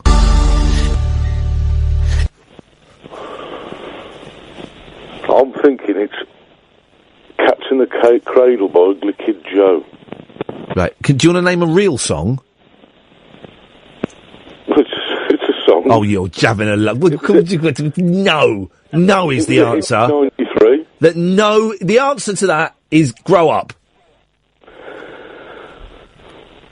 It's a song. Well, I've got another possibility, but I don't suppose I'm allowed to have another go. You can have another go. Go on. What about Billy Joel? Yeah, go on. The River of Dreams. Hang on, you think this is Billy Joel, The River of Dreams? Been looking for in the middle of the promised land. In the middle of... Ladies and gentlemen, Russ is right. You've got it right, Russ. Well done, Russ. Billy Joel and The River of Dreams. That was going to be my first... Well, you should have said that, Russ, instead of the nonsense you made up. I'm going to move on because there's loads of calls coming in. Thank you, Russ. Line 2, you're on the wireless. I can't believe we got a winner to that. Russ is right. You've got it right, Russ. Turn your radio off. I started a business the other day. So, yes, hang on. Let's get the feed line again. Away you go. I started a business the other day. Oh, yeah? It's the missing magical stick business. Okay, tell me about it. Well, you just can't find the staff. And then you hang up and go. Thank you very much indeed. What a delightful start. I can't believe you got that right. That's good, that. Now, listen, I love this quiz. Those are the silences, and this is where they come from. Looking for in the middle of the promised land. Long one. In the middle of... 0844 499 1000, 7 pence a minute, plus, your, what's it called, Ed? Connection charge, is that what it's called? Access charge, that's what we call it these days. Look at that. The only reason I didn't know, and the only reason I've got it right every day, because someone's deleted that bit from my computer screen. Without the words in front of me, I haven't got a clue what I'm supposed to say. I don't know. significantly more from mobiles, from some mobiles. So check your network. If you can, call from a landline. Although, you know, who's really wants to use a landline these days? Line 1, you're on the wireless.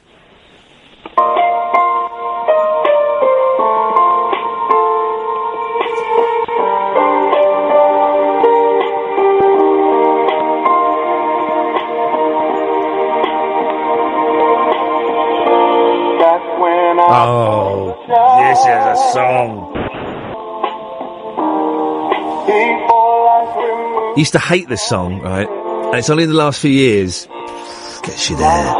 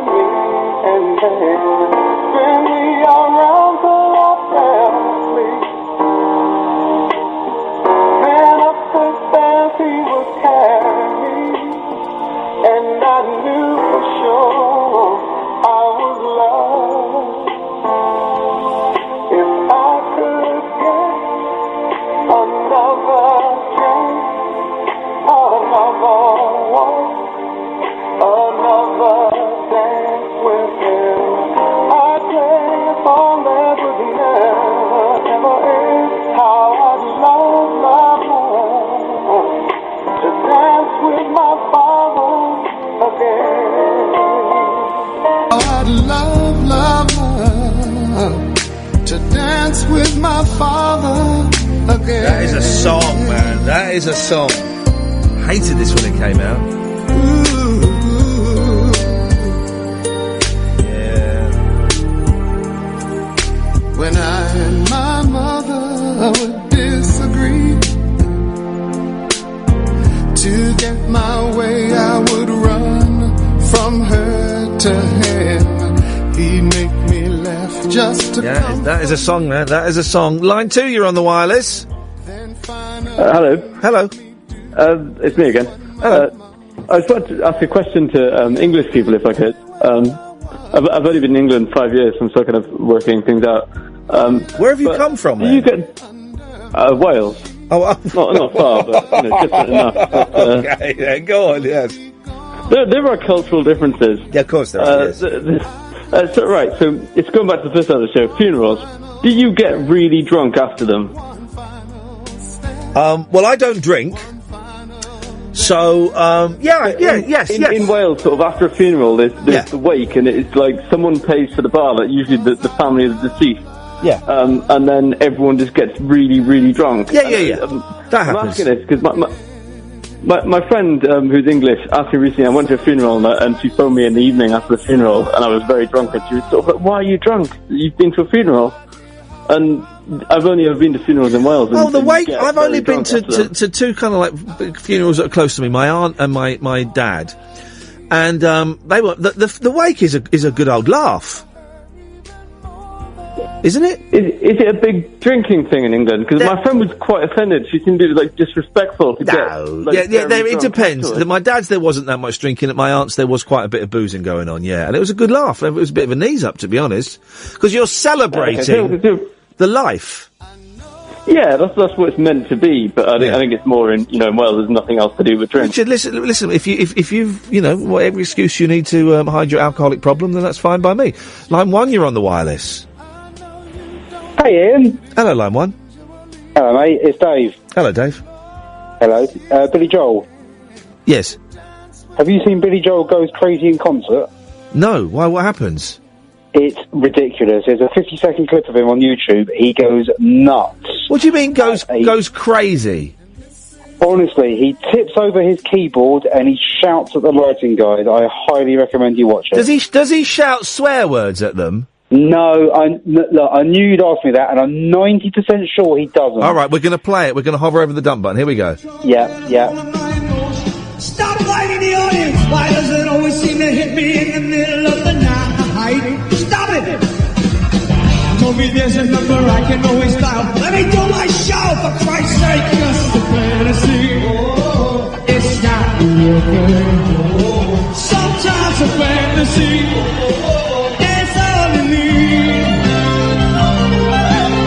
Oh, he's tipped over the keyboard. He's tipped over the keyboard. He's smashing up the microphone.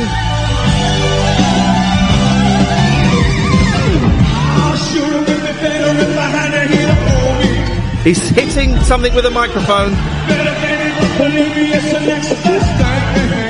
It's kind of a more visual thing, I think, than audio, but thank you very much.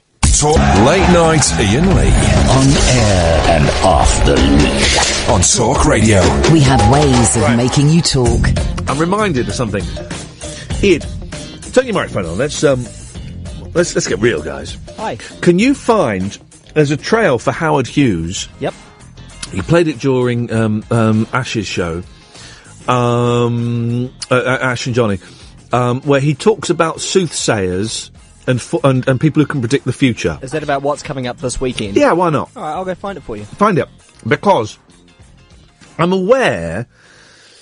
Oh, the Midlife Crisis book is Out of Time by Miranda Sawyer. It comes out in June. I got an advanced copy of which I got wet. All my books are wet at the moment. I had a terrible incident with a bottle of water. By Miranda Sawyer. Brilliant. She's going to come on soon, hopefully. I'm aware that in this trail, right, there is Kath, do you want to come in, or are you going to...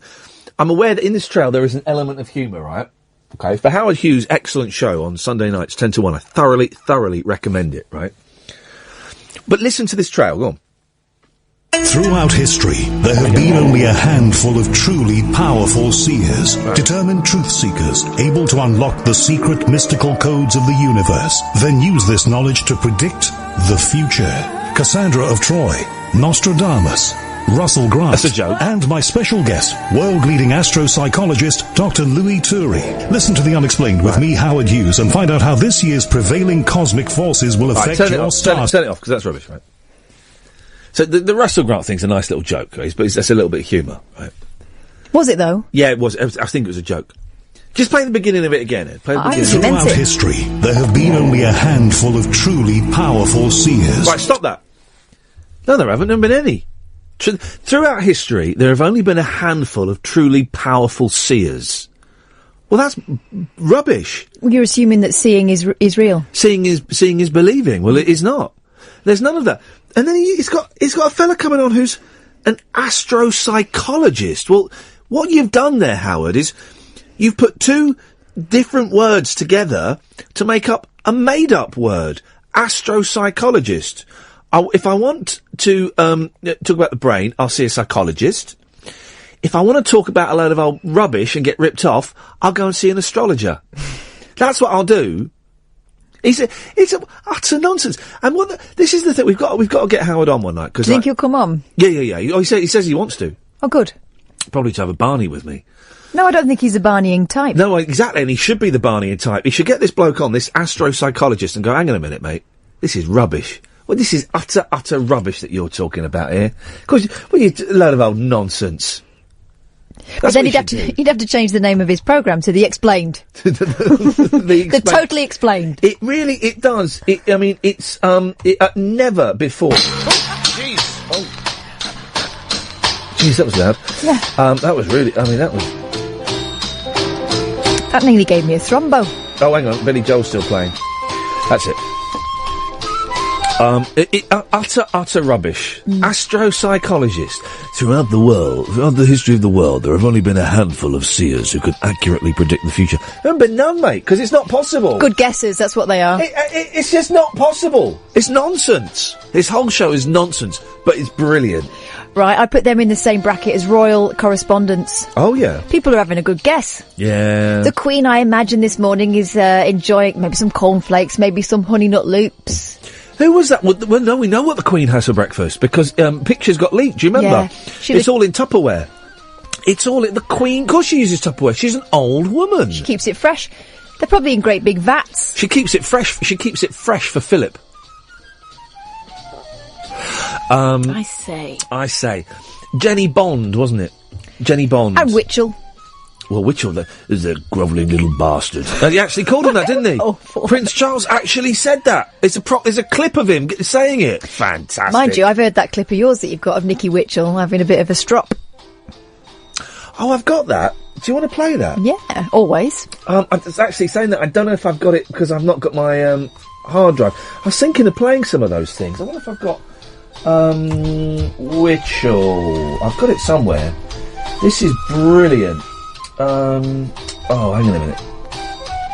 This music playing doesn't particularly help, but hang on a second. I'll have it somewhere. 0844 499 1000 is the telephone number if you want to give us a call. Let me have a little look in here. Witchell. Witchell photo. Nicholas Witchell. No, is it in this folder? A Nicholas Witchell folder. Here we go. You've arrived. Here we go. So, this is Nicholas Witchell, right? This is, for 5 Live. And, hang on, I just need to stop this. So this is from 5 Live, right? It's Nicholas Witchell and another presenter, Welsh guy.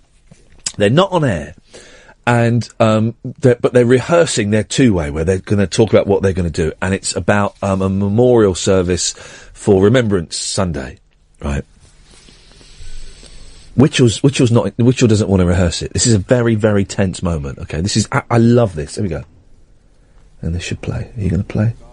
Oh, hang on a minute. I can hear it quiet. Yeah, I know. Let me this is why. You know what? Are we ever going to get that fader? Is that fader ever actually going to happen? Because that's what we need. Here we go. We wrap this right up. Are we ever going to get that fader? Is that still a thing, or is that bullshine from Denny? Well, let's keep our fingers crossed. Blah-de-blah-de-blah-de-blah-de-blah. Here's our old correspondent, Nicholas Witchell, was there. So just tell us what happened today. Sorry, I mean, it's just such a, there has been a remembrance service. You can't ask us. I don't mean, your intro will say the Prince of Wales has led a commemoration at the Cenotaph. What has happened at the Cenotaph? They sounded the last post. They had a 2-minute silence. Just tell us all that then, No, I'm sorry, I'm not going to. Because, what do you want me to do then? What do you want me to do? I don't know, honestly, I don't. What do you want me to do? But, what happened, well, you tell me, Nicholas, what questions you want me to ask. I don't want to ask any. Well, I know you don't. I know you don't. Start with, because that is in your queue, what happened. Start with, it's going to be one of the last occasions. You tell me what to ask you. I just have. Right. Otherwise I'm going. What's question one? Oh, flip it. They need to just kiss and get it over with, don't they? Isn't that tense? Isn't that tense? I was thinking, I wonder what those other clips, any of those other clips I can play. Most of them are quite sweary, though. Yeah. Which makes them good. I did for those who don't know, I did a live show last year, my first ever live show, a 90-minute show, called Iain Lee versus Radio, and it was me talking about working in radio, guys, and why I love it so much. And playing clips like that where it goes horribly wrong. And that was the only clip that I played where that hadn't been broadcast. The rest of it had been broadcast, much to the upset of the station managers. The fact that clip got out suggests that someone listening took a little bit of revenge. Yeah, never swear in front of a microphone unless you want it to be broadcast, because someone will record it, particularly if you treat, and I'm not saying either of those gentlemen do, but if you treat the engineers, and let's just say that we know that there are some presenters in radio at this station that treat the people, the little people, with contempt and basically shout at them in front of everyone else. That's a dangerous game to play, because the little people, I'm saying that in inverted commas, they're the ones with the power. They're the ones that can record anything and email it around. So you don't want to be doing that. Also, there are more of them than there are of you. Yeah. Someone was incredibly rude to me once when I worked for the BBC, and I recorded him. Paul Scoins? No. Dave Lee Travis? A man called Paul Rowley, who is like, GNS. Yeah. The BBC does this thing. Oh, yeah, I know Rowley. We used to have him on, yeah. So, well, not on my watch, you didn't, if you notice, because I remember. He was on my list. Okay, go When on. I was, I used to present and produce Drive Time, because they didn't want to pay someone proper money, so they got a staff member to do it. And I was a kid, and it was a kind of succession of pre-recorded interviews and stuff, and Paul Rowley would pop up, and, he would be covering the big political story of the day. And because I was producing it myself, and it was a matter of quick, let's get someone on, I often used him. Well, I say often. I used him a couple of times, and then he was really rude to me once. Yeah. So when I was introducing him, I pronounced his name Paul Rowley. Oh, yeah. He went flipping nuts. He went, come on, I've been doing this for 25 years, you can at least get my name right. Fair play, though. The thing is, I'd been doing it for probably about 5 years at that time. Well, and 5 years, and you I still remember journalism school and people not giving a toss what your name is unless they're your mother. Well. Just tell the story. I used to have to, because I can never remember his name, and I got it wrong once. He was much more polite with me. But he was. I had to mime rowing when I said his name. I'd go, Paul Rowley. That's the way I would remember. I used to do a different mime when I spoke to him. It's interesting watching the Chris Evans accusations flying around. Where do you sit on that? Chris Evans being accused of being a bully. The only person I know who has any experience of working with Chris Evans said he was a really nice boss. And I always thought that. And then I was reading the story the other week. I know one of the people. Right. I know one of the people in the story that's accused him of it. Lisa Clark, right, who walked off Top Gear, apparently. And this is the one who apparently had something in her contract that she didn't have to be alone in meetings with him, is that him? I don't know the specifics of that, but I know Lisa quite well. Mm-hmm. I work with Lisa a lot. She works with Bob Mortimer. And I've been in loads of things that she's produced, right? And her dad directed, I can't remember his name, her dad directed The Magic Christian, which I need to get for you on DVD. The Magic Christian is brilliant. It stars, here we go, Peter Sellers and Ringo Starr. Already I'm hooked. It's such a good film.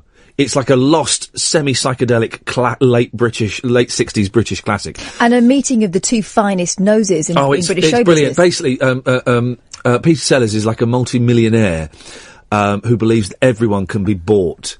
And it's these situations get more and more outrageous as supposedly straight people can be bought. And he adopts Ringo Starr as his son. Of course he does. It's such a good film, and in fact, I've got it on DVD. I need to dig it out.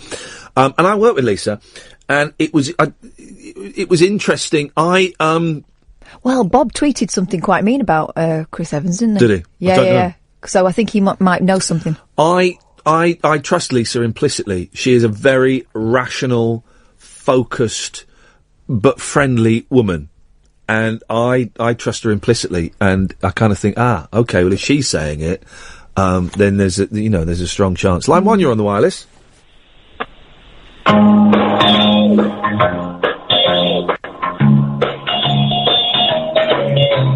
Listening to Iain Lee, it's the best part of the day. He'll have an interviewee to keep us entertained. Listening to Iain Lee, where calls go straight to air. Kath will make a cup of tea if there's some time to spare. If you don't like talk radio, what drug are you on? Late nights with Iain Lee's the best, and it's on from 10 till 1. Listening to Iain Lee, it's the best show on the globe.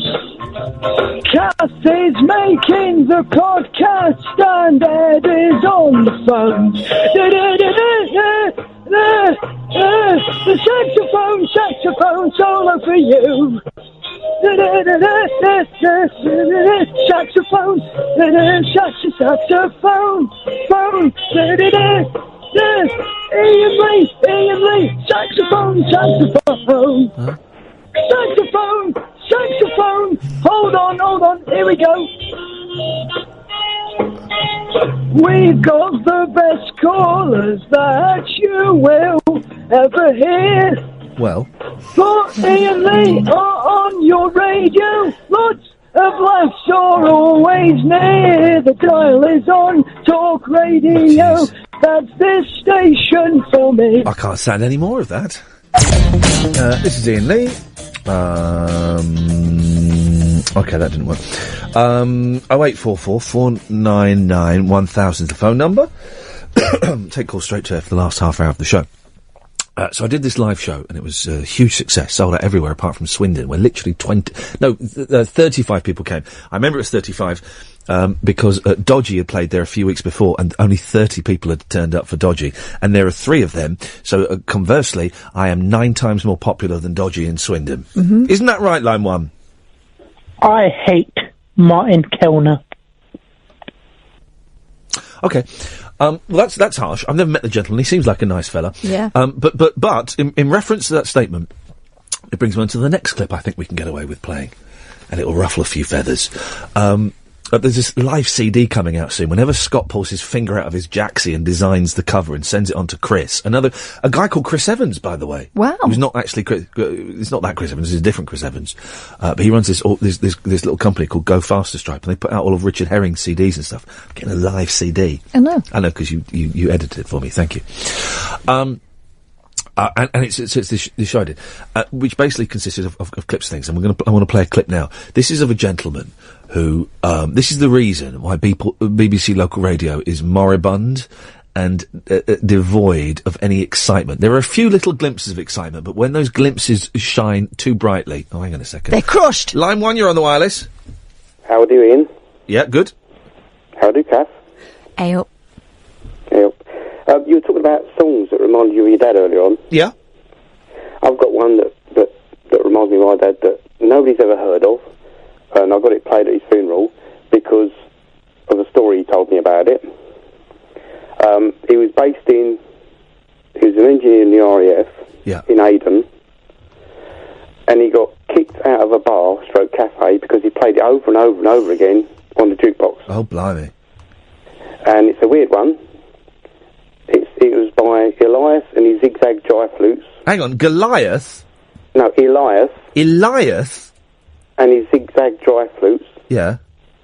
And it was called Tom Hark. Tom Hark? I have never heard of it at all. You've probably heard of it in a modern way, but this is probably the original one. You YouTube it, and it starts off with... Here we go. That's it. Yeah, 6-1. I pay. Country. Yeah, 6-5 is there. Is there. Except Babs. This would terrify me as a kid. Except Babs, this is the whole Miriam. But then I'm a massive racist. Oh, imagine this over and over.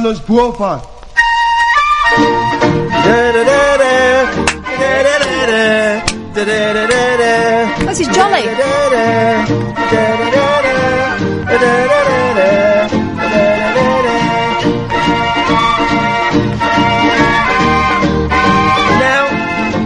Now, somebody who did the version of that in the 80s? The Piranhas. Right. The Piranhas. Gosh, that's one of the songs that really reminds me of being a kid. We used to have this. I remember the cover. There's the cover. Look at this. I remember this. Oh. My sister had this. No, it wasn't this one, I remember. Yes, it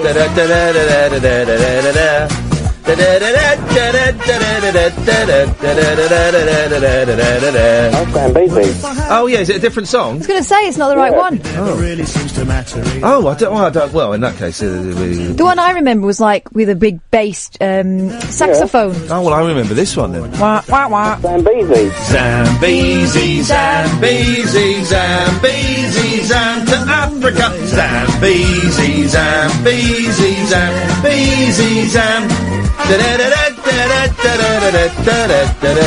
Listen, we've just found the new theme tune for the show. Even though it was not the song that you were thinking of. Was that the song you were thinking of? No, but it's the theme tune for the show. It's Zambezi by the Piranhas. Where the hell are the Piranhas now? I think that's a fitting theme as well because it happened by accident. Like most of the things on this show. We need to find the Piranhas. Okay, here's how this show's going to end. Here's how season 6, last episode, is going to end. The Piranhas are going to be in this studio playing that song live. Please tell me the Piranhas are still alive, or at least the main play. Go for it. That's what we're doing. Thank you for that. That's exactly what we're going to do. Line 2, you're on the wireless. Hiya. Hiya. Hello. Yeah, you're on the air. Fair play. Fair play, mate. Straight through. Oh. You snuck straight through the infrared systems. Lovely jubbly. I phoned up earlier on and spoke to you. Oh, it's Luke. Luke. Yes, boss. Yes, boss. You're back on. You're back on. Round 2. Ding, ding, ding. Round 2. Seconds out. Round 2. Luke, where are you from? Are you Nottingham or are you Leicester? Lincoln? Leicestershire. Right. Well, hang on a minute. You can't claim that, Catherine. You said 3 places. No, it's just, I lived in Nottingham for a while and it's a really hard accent to do. But the way you said, phoned, sounded a bit Nottingham-y. No, to cry out loud. This is the only phrase I know in Nottingham. I've got no money now, but I will have end at week. Different languages. Yeah, different. This is the phrase you know from Nottingham. Yeah, girl, go down on that. What? Yes, Luke. Yeah, there's something interesting. Yeah, go on, mate. You might laugh at this. Yeah. I've just seen the Black Puma, the Black Panther. Whoa! Hang on a second! Have you really, or are you winding me up? Because if you're winding me up, Luke, you may be a security man, but I'm going to come down there and I'm going to smash the windows. Is that a euphemism? No, I'm literally going to smash his windows. Right, okay. What have you... Go on. I see it regular because what it does, because I had the Panther watch come out last year, and I told them all about it. I showed them where it comes from, and they said what they do is they go round in a massive circle, scavenging for food. Right. What the Panthers do, or the Panther watch does? The Panthers. The Panthers. Luke, when you said you'd seen it loads, did you show them loads of pictures that you've taken? Well, or the video on your phone, the video you've got on your phone. In portrait. Yeah, I can't get it zoomed in because it's too dark where I sit, where I work, you see. Oh, yeah. And the best thing I need to do is get a digital camera. But a few months ago... Yeah. Because I've got like a public footpath next door to me, and there's a wooded area. Dogging. Shining my torch. I bet you were. All I heard was the biggest growl, and I shone my torch out. It was just. You've got to be so careful because a number of times I've been in wooded areas late at night, and I've shone a torch, and I've seen a massive growler, and it really, you've got to be so careful what you come across. Probably that's my mum or my ex-missus growling. Yeah, growling is fine. He wasn't. Oh, okay. Well, Luke, listen, but you be careful, mate, because those fictional panthers really can be a very highly deadly black tarantula. They'll rip your throat out. They will rip your throat out. So, Catherine, what have you found out about the Piranhas? The Piranhas were a band who liked ripping off... Are they... It's not ripping off. Are they still African alive? folk songs. I don't know. I've not got my computer. Shall I go and get my computer? I could do that. Oh, for crying out loud. Because now I've got a new computer. Why don't you button it and we'll have a break? Here's the thing with BBC Local Radio, right? If you try and do anything a bit different, eventually you'll get found out and you'll be crushed, right? You'll be crushed. And BBC Local Radio has... and it fed my kids for 4 years, and I'm eternally grateful for that. It fed yours for a lot longer. Mm-hmm.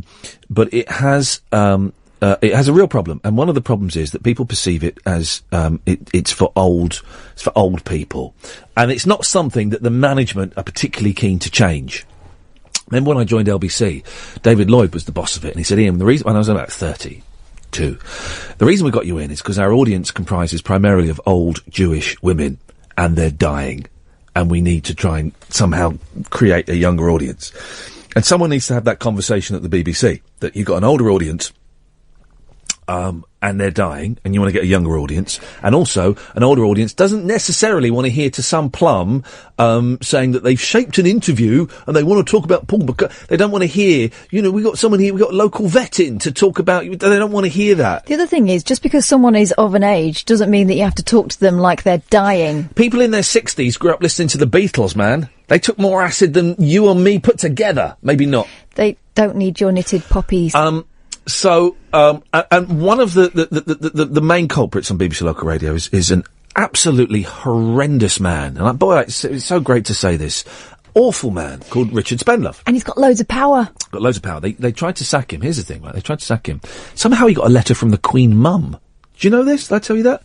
The Queen Mum wrote saying, can't sack him. Of course you can't sack him if the Queen Mum says so. Mm-hmm. Anyway, if you go to his website, it's all about guns.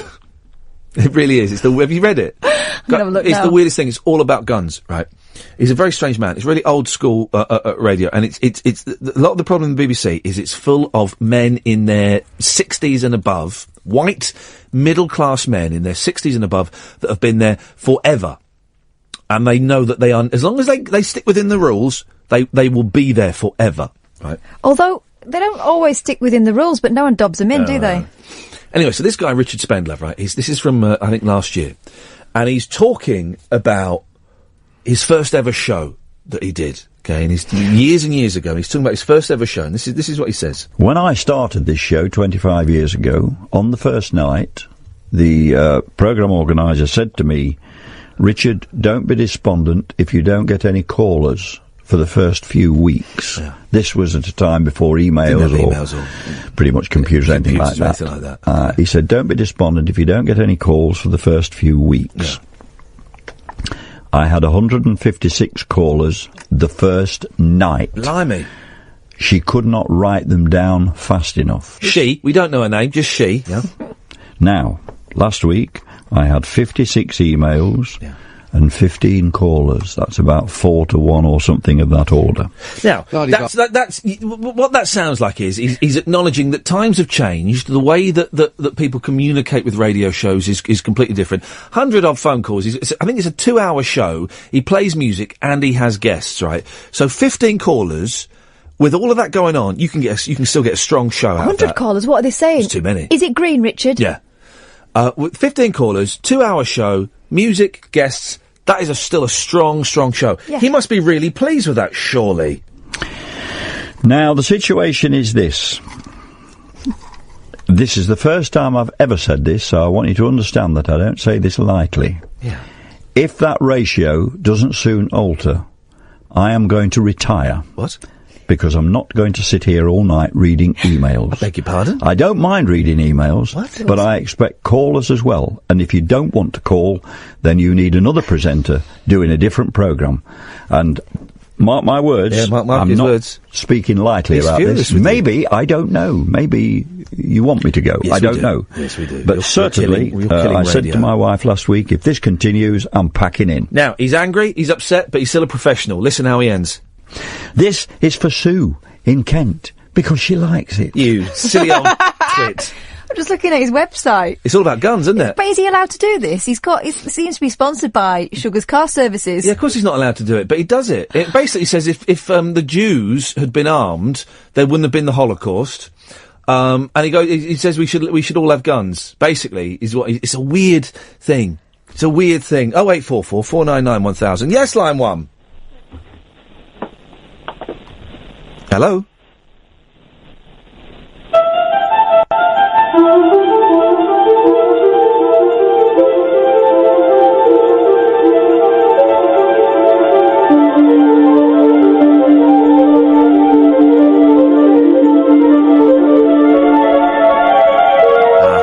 I think this might be Emerson, Lake and Palmer. Now I know why I didn't get into them.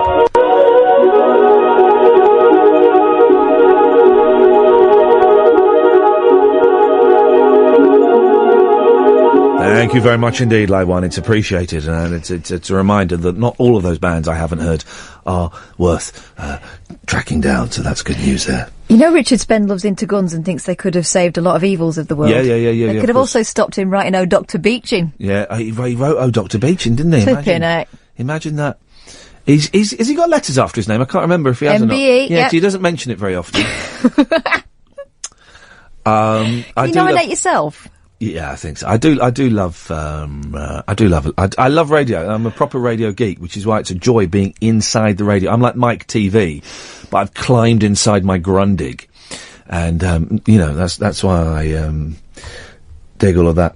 0844 499 1000 is the show. If you want to, give us a call, you're more than welcome to. Just seeing if there's anything in the papers that, yeah. There's a great story. See, there's a new series of Big Brother starting soon, Celebrity Big Brother. Oh. I like that. Be watching it. If I can.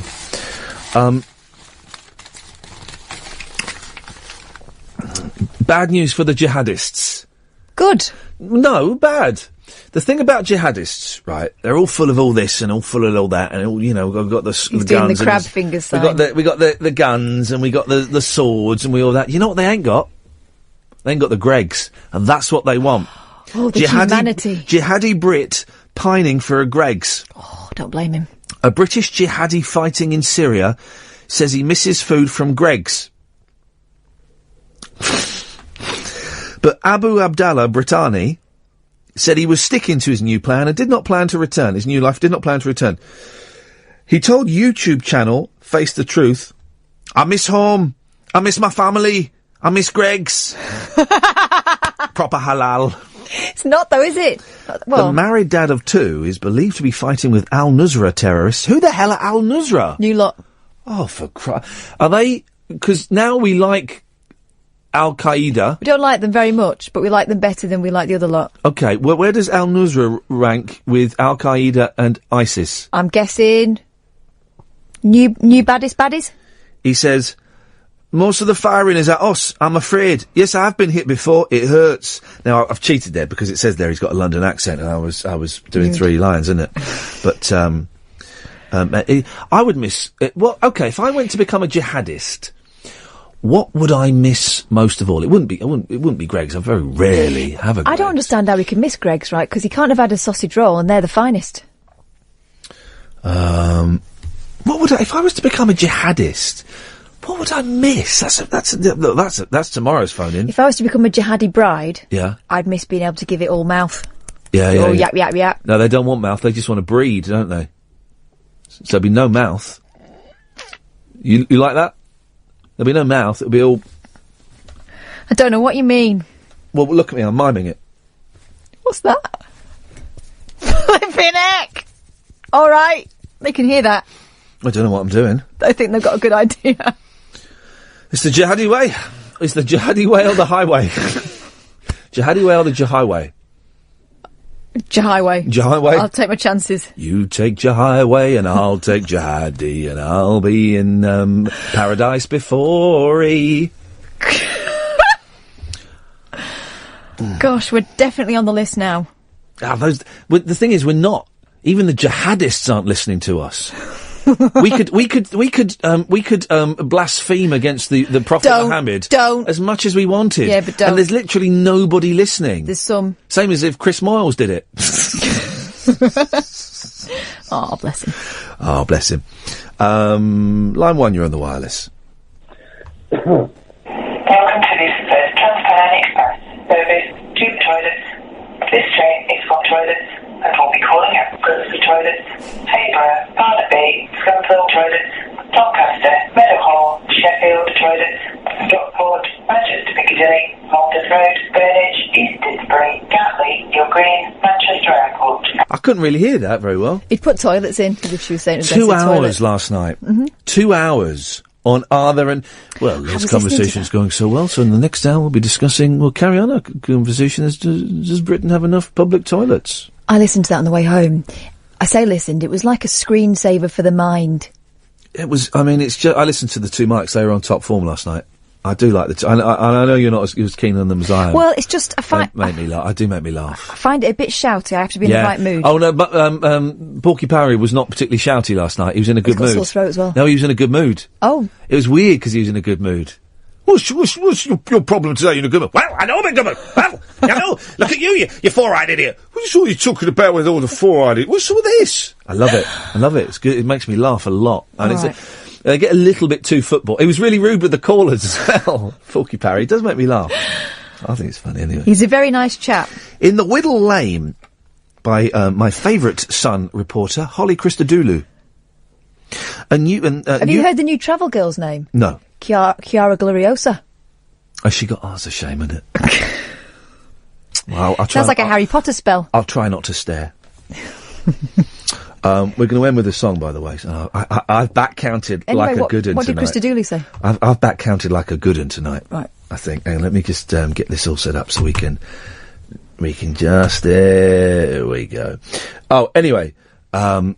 a new device could ease the misery of motorists caught short in road jams, a reusable wee bag. Oh. The Hiwi Go Active is being touted as ideal for any man who needs to pee without going to the bathroom. So basically... It's a bottle. Basically, it straps onto the end of your John Thomas, and then you whittle in it as you're driving. But do you know what? I would feel very, very uncomfortable. Hello, everyone. This is your Action News reporter with all the news that is news across the nation on the scene at the supermarket. There seems to have been some disturbance here. Pardon me, sir. Did you see what happened? Yeah, I did. I was standing over there by the tomatoes, and here he come, running through the pole beans, through the fruits and vegetables, naked as a jaybird. And I hollered over to Ethel. I said, "Don't look, Ethel!" And it's too late. She'd already been incensed. Here comes. Boogie-dad, boogie-dad. There goes. Boogie that, boogie that. And he ain't wearing no clothes. Oh, yes, they call him the street. Boogie that, boogie that. Fastest thing on 2 feet. Boogie that, boogie that. He's just as proud as he can be of his anatomy. He gon' give us a peek. Oh, yes, they call him the street. Boogie that, boogie that. He likes to show off his physique. Boogie that, boogie that. If there's an audience to be found, he'll be streaking it round, inviting public critique. This is your Action News reporter once again, and we're here at the gas station. Pardon me, sir, did you see what happened? Yeah, Dave. I was just in here getting my tires checked, and he disappeared out of the traffic. Just come streaking around the grease right there. Didn't have nothing on but a smile. I looked in there, and Ethel was getting her cold drink. I hollered, "Don't look, Ethel!" And it's too late. She'd already been mooned. Flashed her right there in front of the shopping center. He ain't rude. Boogity, boogity. He ain't loose. Boogity, boogity. He's just in the mood to ride in the news. Oh, yes, they call him the street. Boogie that, boogie that. He likes to turn the other cheek.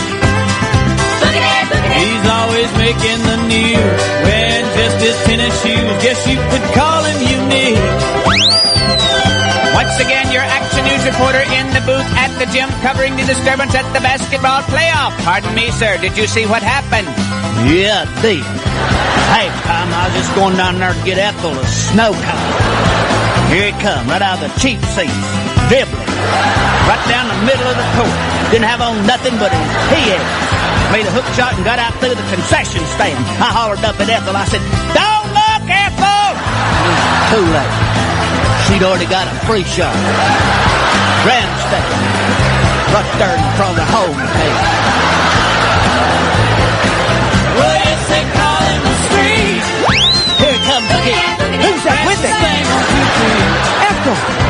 Is that you, Ethel? He's just as proud as he can be. What do you think you're doing? Anatomy. He gon' give us You get your coat on! well, yes, they call him the street. Ethel!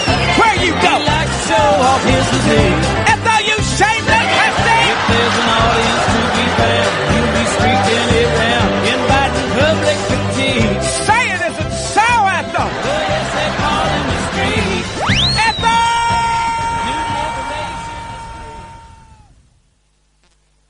They got me with the fade out. Always the fade out.